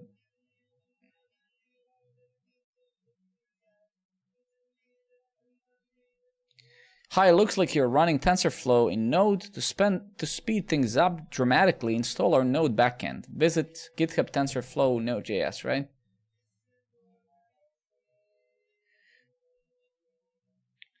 Well, Lacrane, let me open your link. 1 second. How do I do that? It's not the copy current address, I guess, no?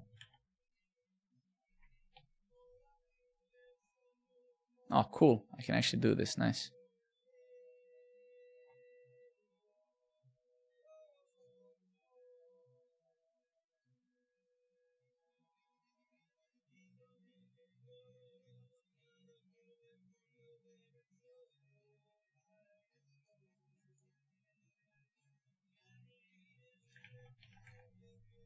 Beautiful. Let's copy that whole thing.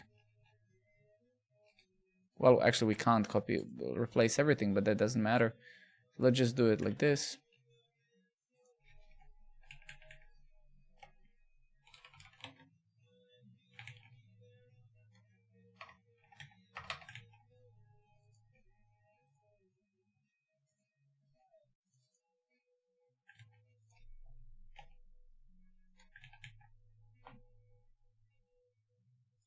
But let's just leave this for a moment. I don't actually care about this. I'm not worried about this logic. That's an easy logic, right? I just want to make sure that we can actually freaking run this already, right? That's the only thing I care about.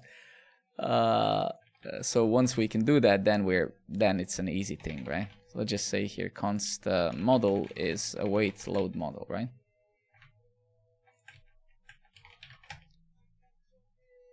Okay, it managed to build it. Probably gonna manage to run it. Yeah, exactly. Let's try to print it, the model itself, and then we're good.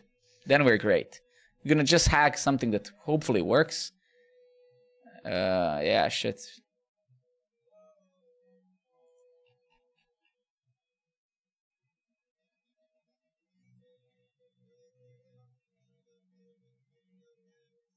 Yeah, I was also upgraded to that, yeah. So why are we not printing anything here? I mean, if this in theory works, right? So we actually never managed to pass this point here in time, right?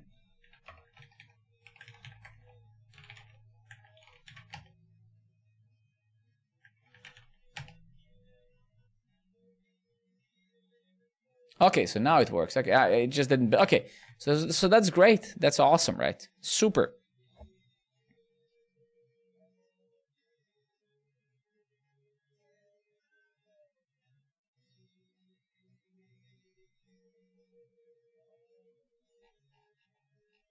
All right, so that's good, right? So really, what we need to do is so what we really need to do now is similar to how we have this app of ours here, right? Right, and then we basically so that's more or less what I'm gonna do, right? So let's so and then maybe off stream or next time we can. I don't care about how this looks. This is a terrible starting point for a TypeScript project. I'm sure that there's a Fastify TypeScript starter or something. There has to be, right? Yeah, something like that. It's just weird that, yeah, 200 stars. Yeah, so probably this is something that we need, or maybe that's an overkill. But either way, let's not worry about that too much now. So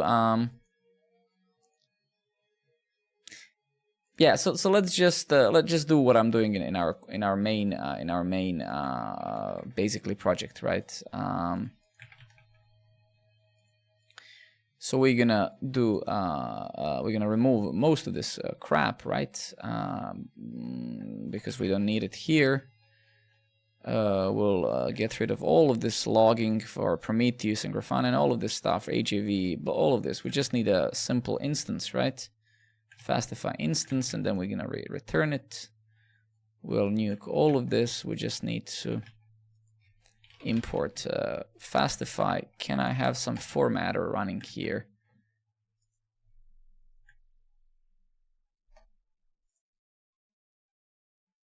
Yeah, that's a bit weird. Why is it? Okay, so we have a basic app right here, and then we're gonna pretty much get some of this stuff in here. Which is gonna where is this load model? So load model, gonna keep it here. We're gonna get rid of all of these things, smack them in here. Okay, cool. Then we're gonna say let's say create an SF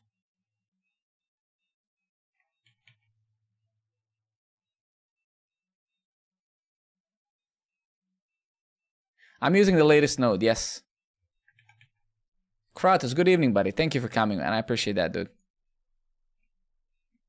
So yeah, and then here we can just keep this simple, so we can say model, yeah, let's call this,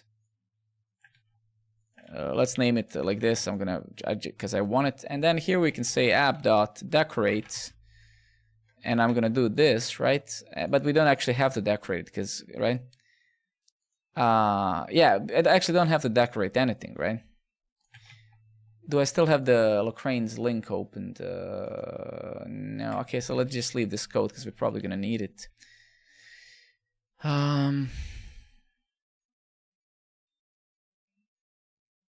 Yeah, who knows, man? It's a nodejs JavaScript ecosystem, so it's, you know, it's yeah. I wouldn't give it too much hope. Okay, and let's just have a basic thing running here, right? So here we're just gonna have a single endpoint. Just gonna say app. I don't know why. Yeah, whatever. And yeah, so we're gonna get rid of this, I suppose. Let's leave this code maybe over here. I'll just put it on the bottom. And then here I'm gonna say import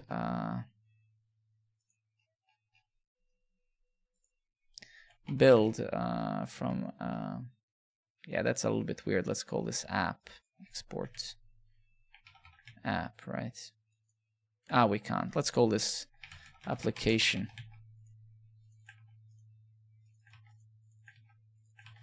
All right, let's get rid of this.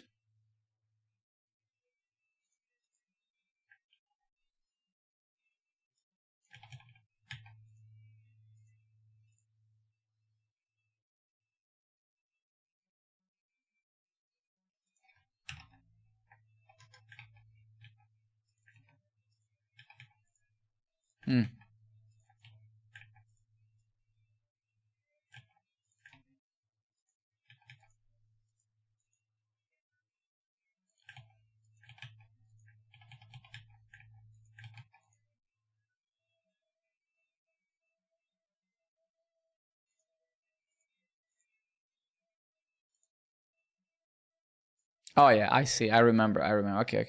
I just forgot a lot. Yeah, this does return a promise, right? And since we don't have a global support for async and await yet, right? We have to do something like that, right? And then we can smack this listen inside. Yeah, Jesus Christ, man, what a waste of time here. But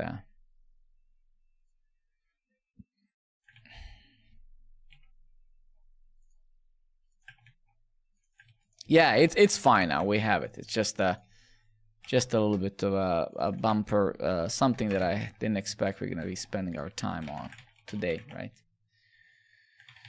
Does this work though? Yeah, should still be working. It should be listening on this. We're gonna change this port to something else. And then here we're gonna have this endpoint for basically just doing the image stuff that we can call from, and then yeah, then we can just maybe just create a Docker image for this, right? And we need to add a lot of tooling and shit, right? So we created the application, we started the server, that's okay, blah blah blah, whatever. That's okay.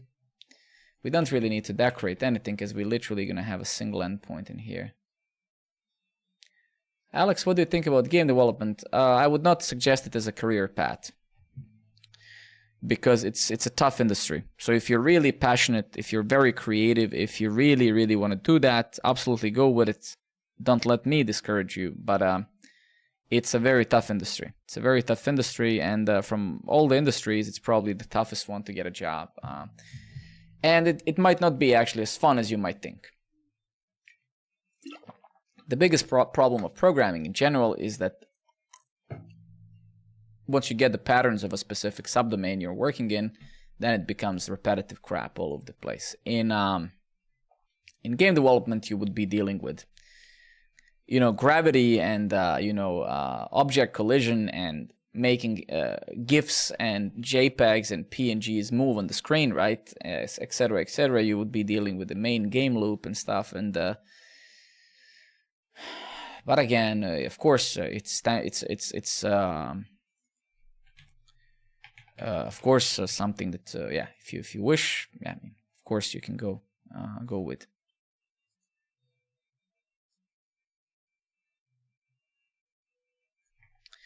All right, so what I'm going to do now is I'm going to just ask ChatGPT to give us a little bit of a hand here. So I'm going to just give it this crap, just so we can hopefully get some time back from this unnecessary loss of time. And we're going to say here, implement, write the logic inside of the classify endpoint that can take a base 64 image and classify it so it ensures that the image is actually safe for work, or in simple words, that it's not a nudity, pornography, etc.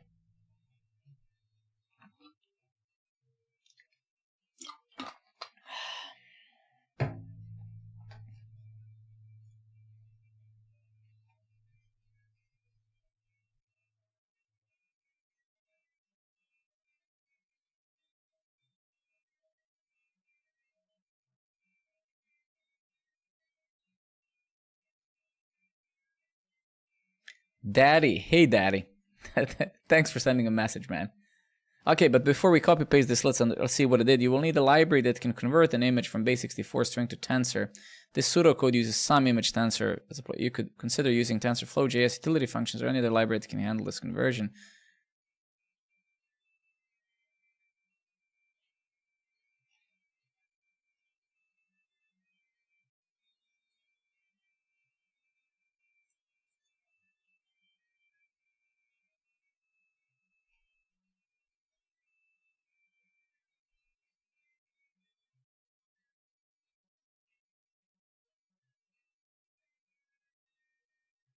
Nice, man. Well, I'm very happy that you like it, man. And thanks for saying something. A lot of people watch the stream, but they don't really. Sometimes they don't, you know. How about you tell me how to convert it? Yeah, this is the first time I see. This is the first time. You know, you guys who've been watching me know that I've been using ChatGPT since day one. And it's a little bit weird, to be honest. I've never gotten a suggestion like this by ChatGPT before, ever. So,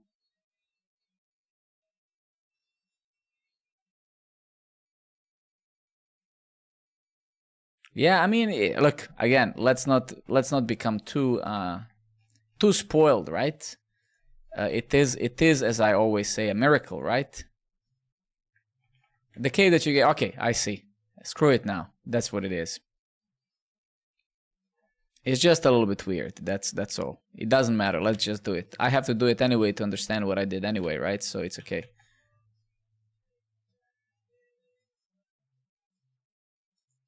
So we create a buffer.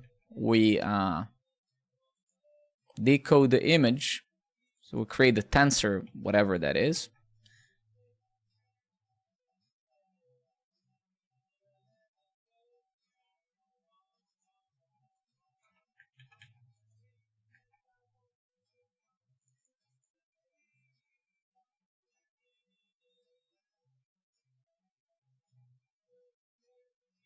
Dispose the sensor. Okay, I need these comments. Dispose the sensor to free memory. Okay, fair enough. Determine if the image is safe. Cool. This else is not really necessary, I guess.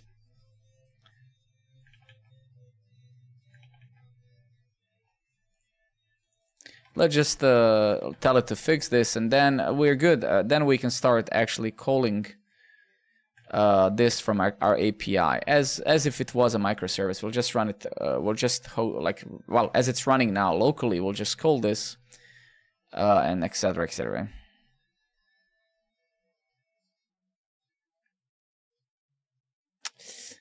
Yeah, I mean.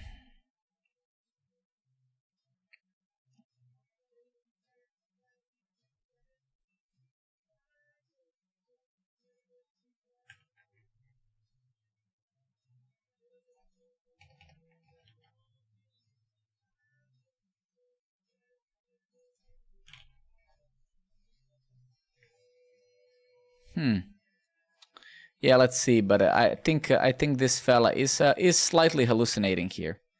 I think our good friend here is slightly hallucinating, so we need to fix this ourselves, right? It's okay. It gave us so much.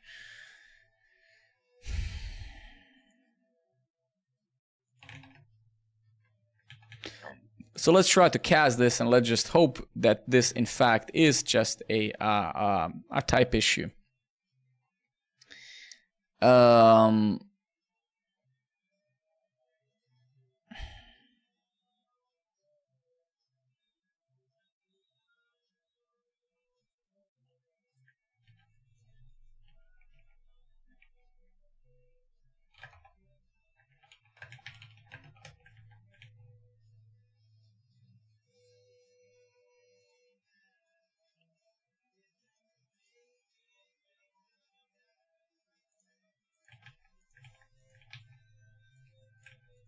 All right, so now we have some crap, right? So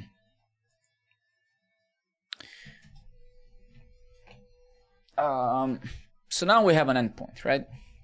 That we can potentially call.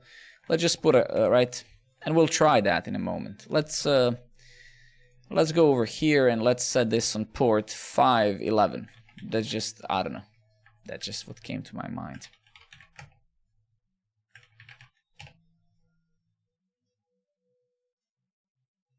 Cool. Okay, so this is now our microservice, if you wish, if you will.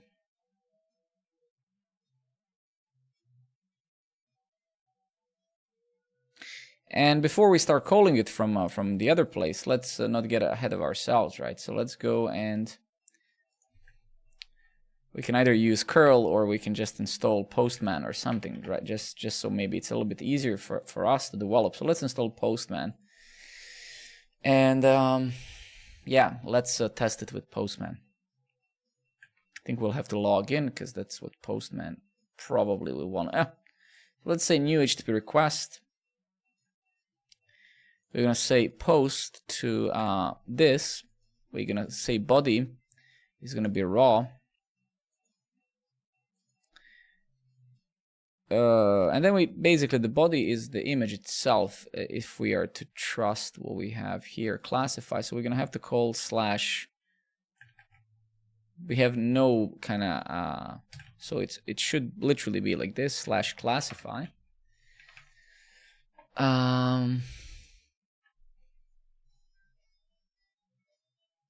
Yeah.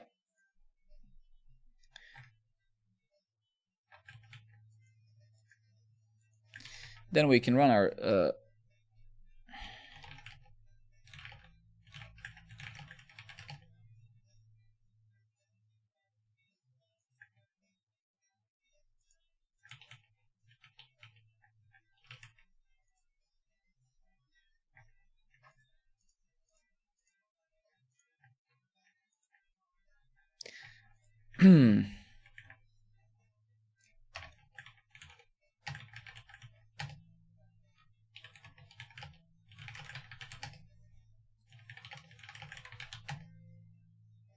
all right, and image classification, right? Yeah.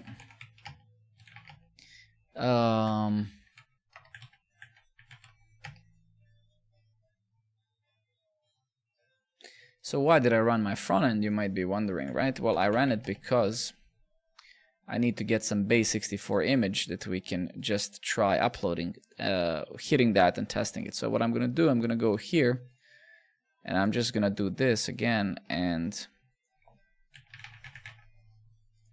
yeah, this tip tap crap is not super great. So let's do a request. And that is perfectly fine. I don't actually care about that. What I do care about whatsoever is this base64 image, this huge ugly string that you can see here.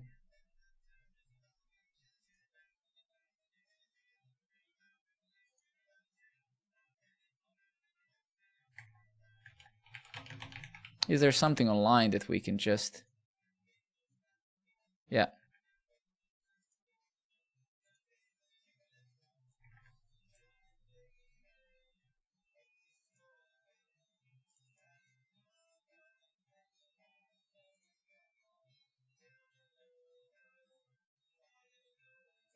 Okay, so now if we go back to this fella over here, and in theory, if we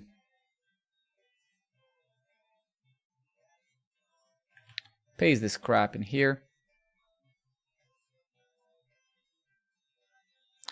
and Fastify is now complaining. I happen to remember that Fastify has a limit, the base limit on the image. So somewhere where we're creating this Fastify thing, we have to pass a body limit, yeah. And let's make it 100 megabytes or something like that, right? So we're gonna build this and we're gonna dev this again, this model. Let's try that again. Failed to process image. Okay, great. we're hitting the actual thing, right? So that's awesome. Invalid arg type. So let's see what we're getting here. What is the error? Let's extend this. Invalid arg type. The first argument must be of type string and it's a buffer array.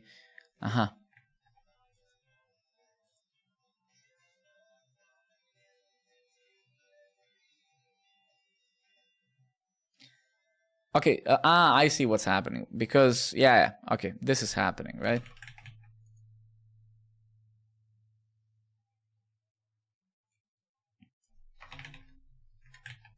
I think that's the problem. Let's just say pnpm build and pnpm dev, right?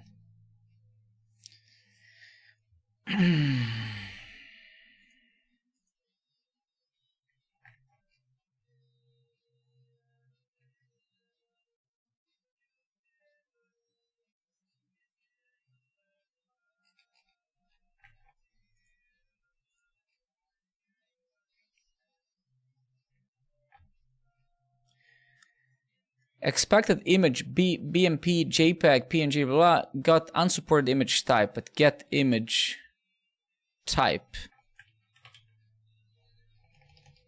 So apparently the image we gave it, it didn't really like it. Let's try to, yeah, let's see if that really is an issue. Let's try programmer network image here. AJS mascot, copy image. Let's try that. Shit.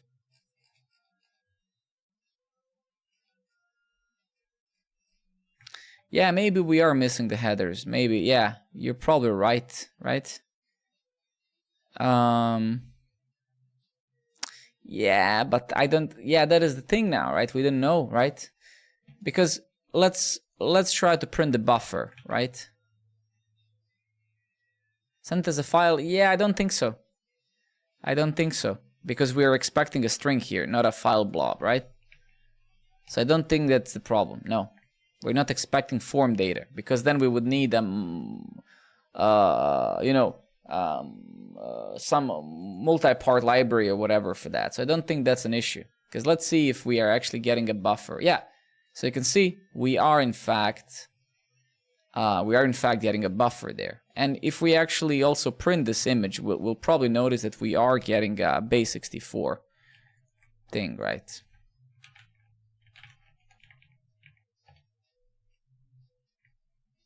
So let's see where it is. So it's one of these libraries that actually fails, right?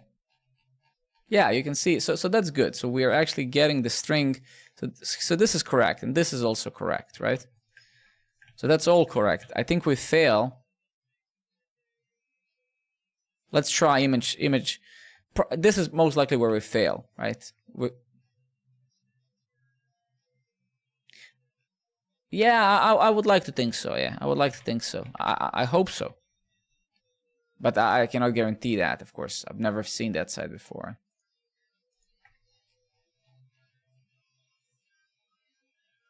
So yeah, so this thing farts out, decoding the image. Let's read. Given the encoded bytes of an image, it returns 3D or 4D coding. Supports BMP, GIF, JPEG, and PNG formats, right? And what was this? This is what did I give it now? What did I give it now? If I show more properties, this was PNG. Does this thing supports PNG?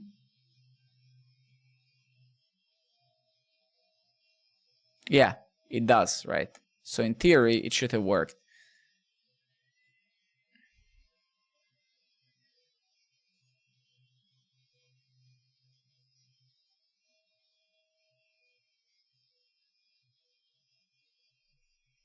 So most likely, right? Most likely the issue is somewhere in the metadata of this thing. But you can see that the image is PNG here, base64. So this fella,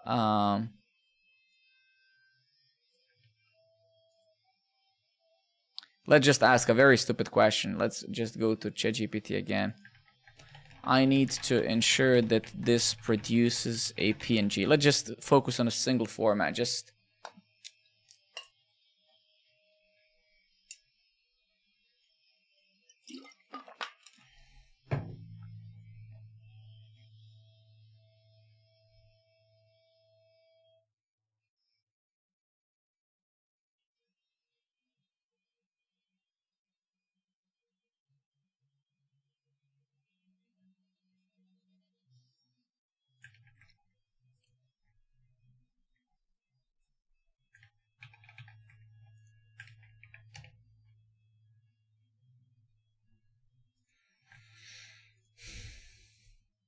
All right, all right, all right. So it works. Okay, so that worked. We just had to strip this metadata basically, right? Okay, but why is the image not safe whatsoever? Why is the image not safe? It says is safe false. Why?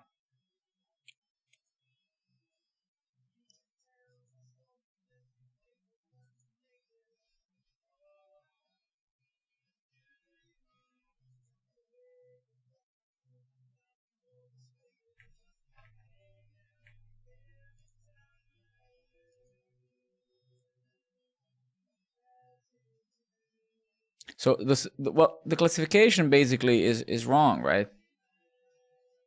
Why?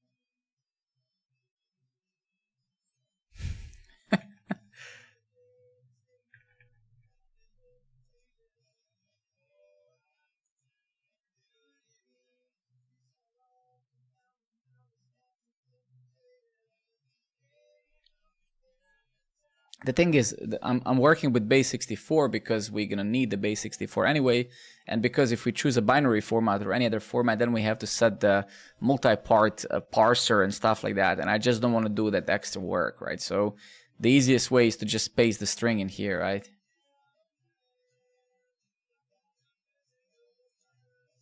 Yeah, so I mean, probably this.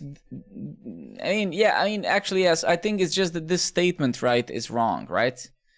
Because I agree with you, right? It's just I think we need to make I think we need to make predictions on this, right? What is the probability of this, right? So probability of this image, I guess, being sexy and porn is marginally low, right? So shouldn't this logic be based on this probability and not because we always gonna get every single category, right? So I think ChatGPT a little bit failed.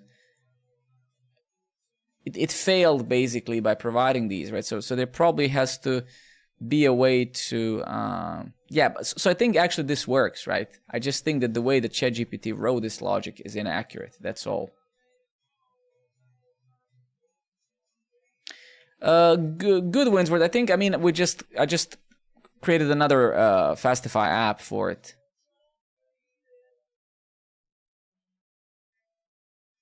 Yeah, exactly. So let's take a look at.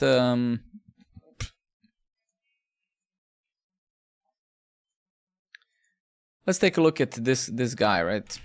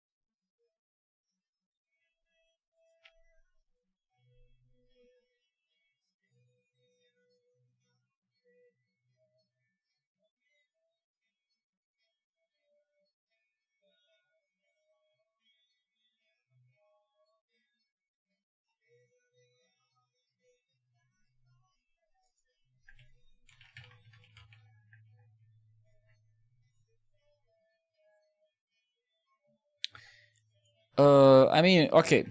Let's just tell the ChatGPT that it was wrong. I believe that your logic is wrong here. These prediction categories will always be returned with the actual prediction value, which is a floating point number. You're correct in noting that not safe for work model will return predictions with probabilities for each category of sports, including porn, hentai, sexy. No, I mean, for me, ChatGPT is a miracle, man. It's absolutely, it's a miracle, really. I can't honestly, I can't complain about it. I think.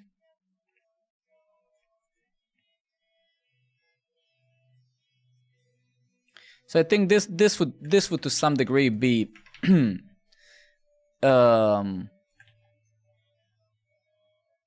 so this would be a correct statement here, right? I think the thing is, as I spoke many times, right, in this stream, no matter how wrong it is sometimes, right, it's still the value that we get from this is, I mean, I've been using it, I think, almost from day one. I don't actually know. Let's take a look at that. And I've been paying that version since it came out, and still to this day, I'm absolutely still mind blown. I'm still mind blown how much of work we delegate to it, right? So I've been paying it since April 20, no, since February 2023. And to this day, more than a year after, I'm still like, man, is this real? Is this real? It's, yeah, probably. Okay, so I think this is now,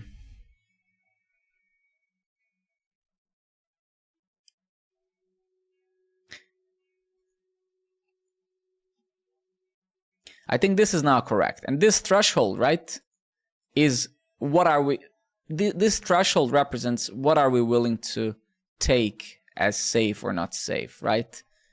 So what is the margin for potential malicious thing that we are willing to accept, right? What?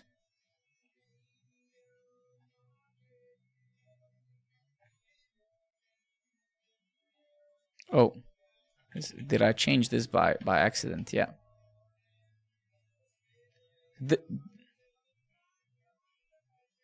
Yeah, I cannot try a porn on the stream, right?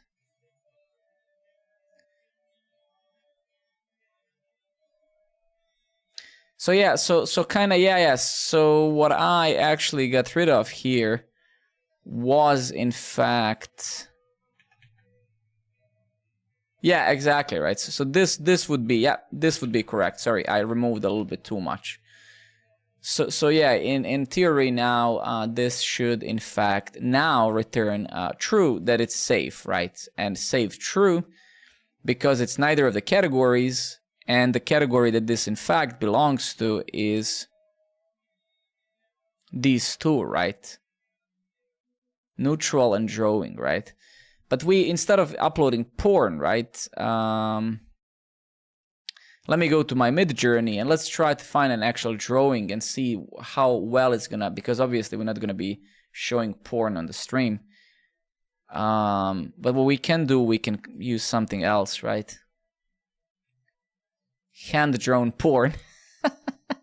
You wish. Bunch of dudes here are like, okay, finally, the moment that I was waiting in Alex's stream this whole time, the moment why I was here.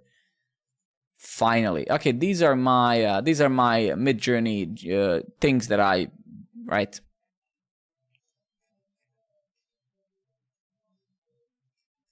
Let me try to find some things that I mean, all of this is generated by me, so.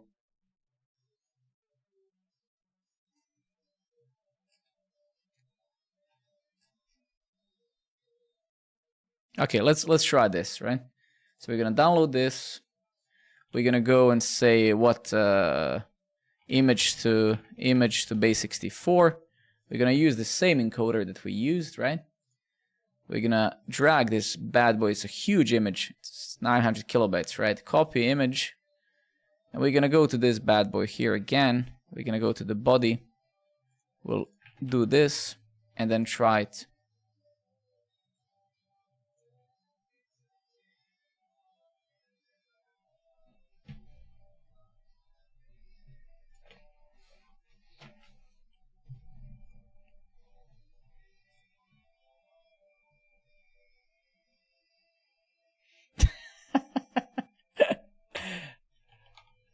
All right,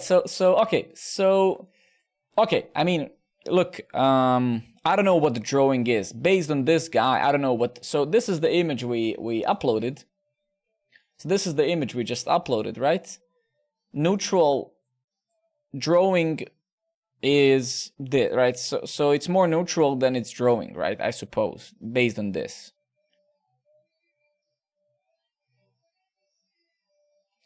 Hentai, you could kind of, yeah, because if I remember, this is animations, right? It's anime, right?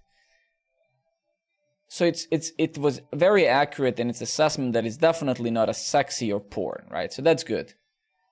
But how come it's more natural than it's drawing? Isn't this a drawing, or am I like create a simple artistic drawing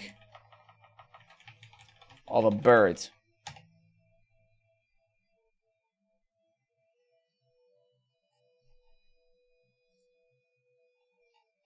Wait, let me go to the top. Is it creating it now? Yeah, it's creating it now. Wait. It's generating a drawing, so let's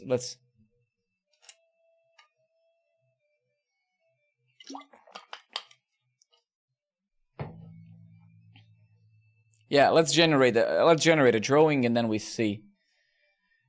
All right, so this you could say is a drawing, right? So I would expect that this model fundamentally says, hey, this is absolutely a drawing. It's absolutely a drawing, Alex, right? You would agree with that with me, right? So let's see what happens. Copy image. Okay, let's go to our VS Code. Let's smack it in here and send. Yeah, so it's very accurate. Yeah, it's almost 100%. It's almost 100%. Right, so it works. What is neutral? I have no idea. I guess neutral would be, based on my assumption, neutral maybe would be, I guess, would like real. Like if I take this saxophonist guy, let's actually do this, right? Download.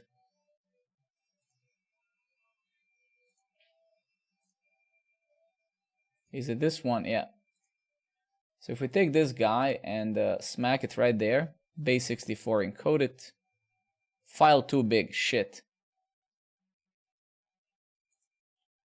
Wait, let's open this with paint and just decrease the size, right? Just gonna save it so it kind of it's not lossless compression. So okay, 700 kilobytes. Cool. Copy image. Go here. Bam. Send.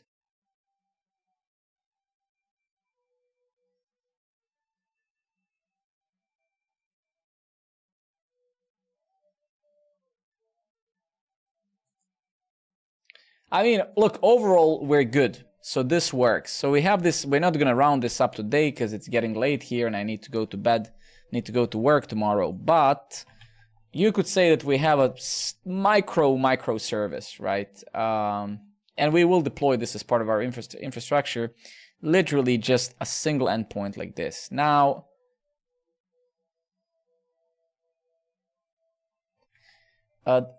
what I actually wanted to see, wasn't there like a memory type of thing that we asked about?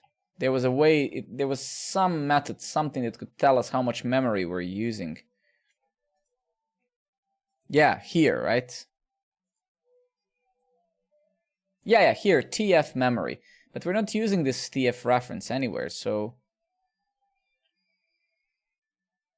I mean, I guess, yeah, I guess we could do that, right? I don't actually know. So what if I do like, give me a second, that's, come on, man. Are you kidding me, bro? So what if I say console.log memory test banana dog cat cow, right? We run this thing.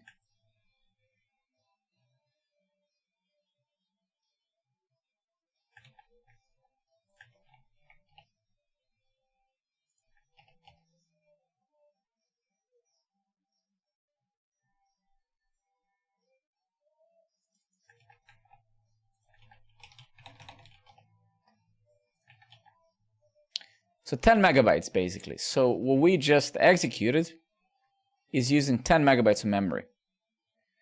How could I get shit? How can we get, what was it? Give me a second. How can I get, what was it?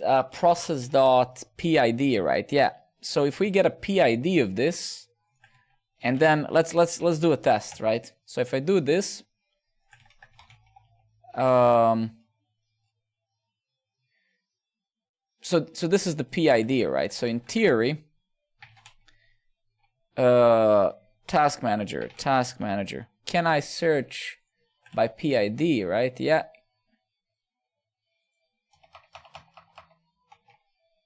Linux subsystem. Yeah, but that's not in, because now this is basically a virtual machine in a way. This is a Windows Linux subsystem, right? So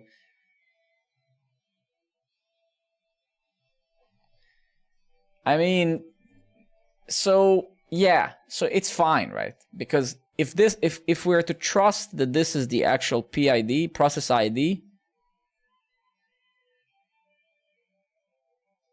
how can I mean, I don't know how to do this in Windows, man. It's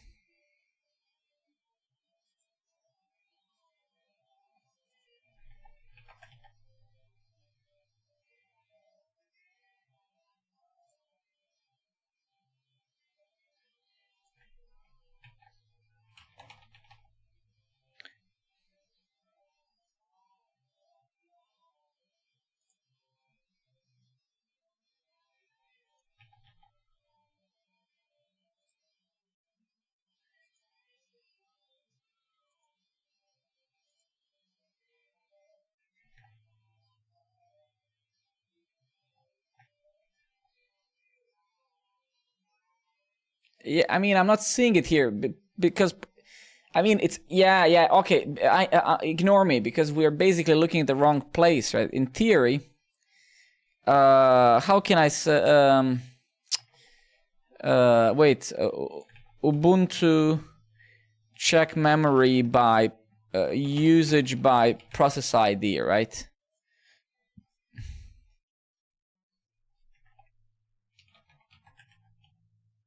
Here it is, right? Okay.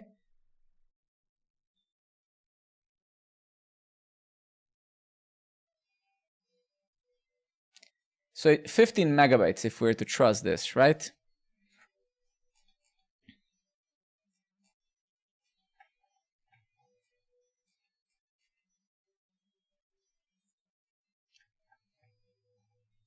So that's correct. If we're, so this is the swap memory, right? And I suppose this is the actual total memory that this process is using, right? So that's okay. That is nothing, right? So good. I think we did some tests here, and I think we are to some degree certain of certain things, right? Right? So that's great. So this is looking very good. I mean, super good, man. I mean, we don't have to pay for a freaking service somewhere else, right? I mean, and this classification, I will have to, unfortunately, off stream test the actual porn images. I'm not happy to and I'm not happy to download these on my computer, but I think this is the most important stuff, right? How good it is at actually those. But so far it looks promising, right? It looks very promising. Looks very promising, yeah.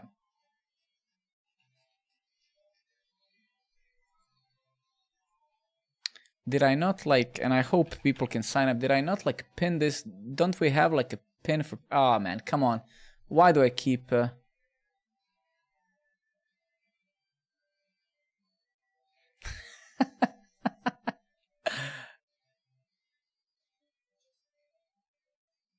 I just tested it with 10. Are you kidding me, man? AX3D, really? Oh man, that doesn't sound good.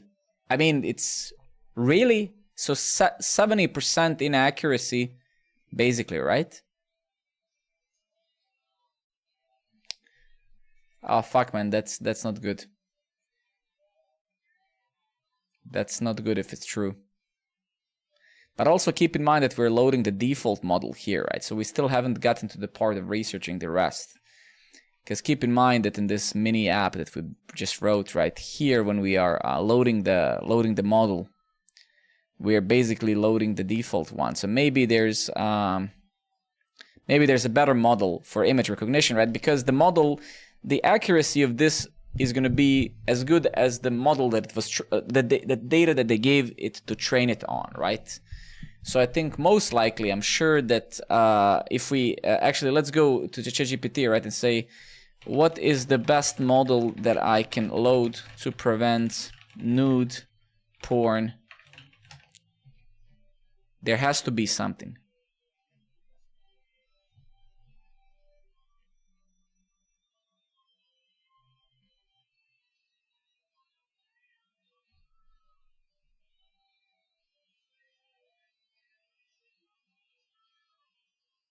Which model did you switch to? Can you tell me, please, so I can also do that?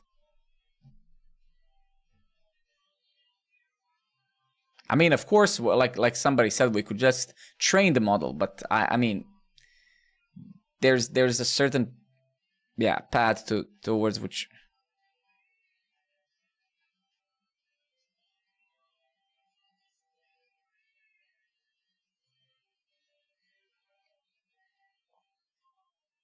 Can you tell us which model did you use?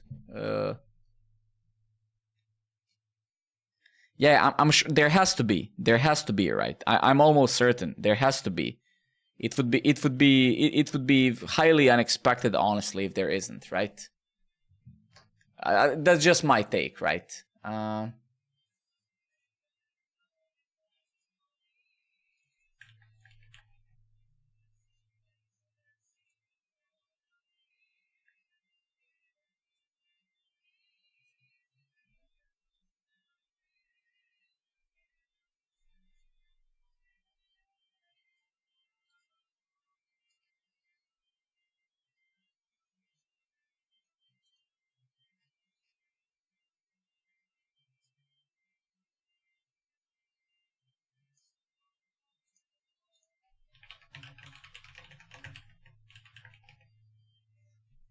Let's see. Simple Cookie, hey buddy, good to have you here. Good to see you again, man.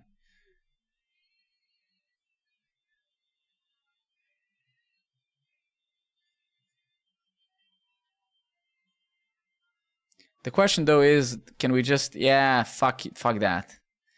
Can I use it with our existing code by providing it as a model argument?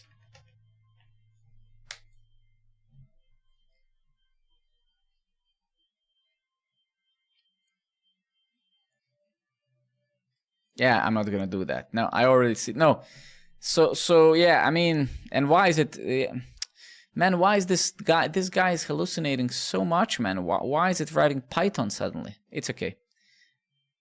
Oh, never. Yeah, whatever. Okay. No, it's okay. I mean, the thing it's we don't really care as long as it's a microservice. We're not going to be maintaining this anyway, right? So we just care about the accuracy. If we have to run some fast API or some Python, I'm fine with that. It doesn't have to be JavaScript, right? Because we're going to run this in isolation. I mean, heck, even if there was like a Docker image for this, even better, right? It's just we need to take something that's maintained, like 30 stars. It's not.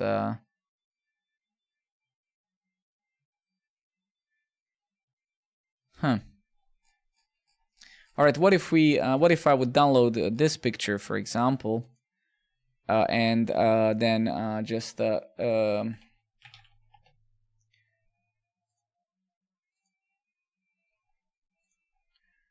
let's see, because this, to some extent, you could say, yeah. I mean, you're not, yeah.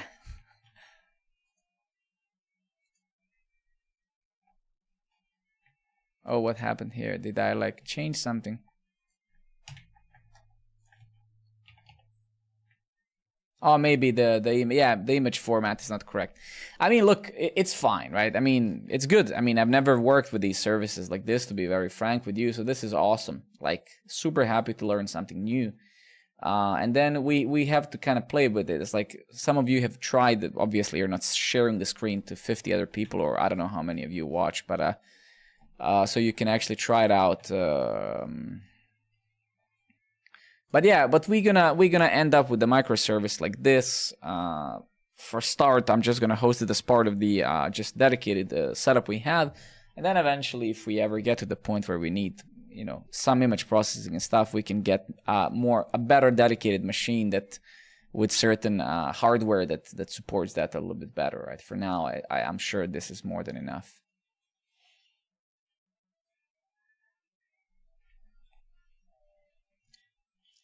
I mean, maybe, right? I think, yeah. I mean, it's hard to disagree with that. Exactly. That's probably what many out there do. It's just the matter of, yeah, I'm actually gonna.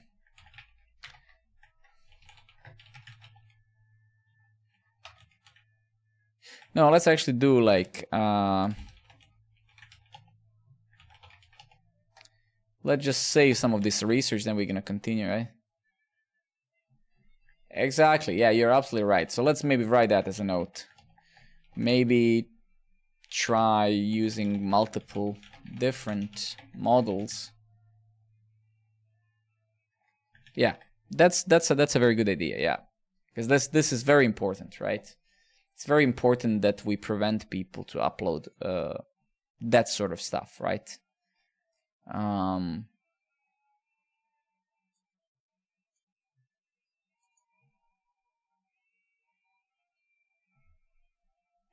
Okay, cool. And I'm sure that this is basically complaining that, yeah. Alrighty, guys. Alrighty. I think we're gonna round up here. So that's good. I mean, now I'm not gonna push some of this code. I'm not gonna push some of this code live because I don't want to enable image uploads until, at least not on the feed on the homepage, until we actually have this up and running as part of the infrastructure, and until we are certain that, yeah, people can't do stupid stuff like that, right? Even though, yeah, I believe that most people don't want to do that, but yeah, you never know.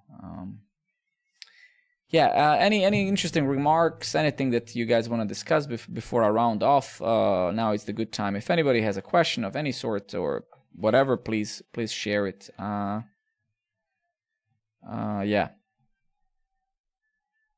And otherwise, yeah, please, if you get a minute, I would really respect that and appreciate a lot. Please sign up on Programmer Network if you haven't already. It takes 2 seconds. If you are gonna, I don't know what's up with the bot. I think the bot farted out or whatever. But if you get a second, please take a look at that. And I think I have a pretty awesome YouTube channel with pretty interesting videos. And yeah, so if you have a second, yeah, take a look. If you find something interesting, great. If not, well, that's life. Yeah. Okay, Cassie. By the way, Cassie, thank you, man. Oh, you used that. Okay, let me just save that. And I enjoyed it as well. Some of this grind of UI is very tiring sometimes. So I'm definitely with you. And I'm just gonna Inception v3. I'm just gonna actually smack this inside there. Awesome, Matthew. Very happy to hear that, man. Well, we're gonna continue tomorrow, guys. We're gonna continue tomorrow around the same time. So if you are around, yeah, what can I say? Pass by, say hi, say a nice word, and yeah, if not, well, I'll catch you guys up another time. Thank you again, Matty, everybody else. I wish you guys best. Take care, and I'll catch you guys up another time. Okay, peace out, everybody.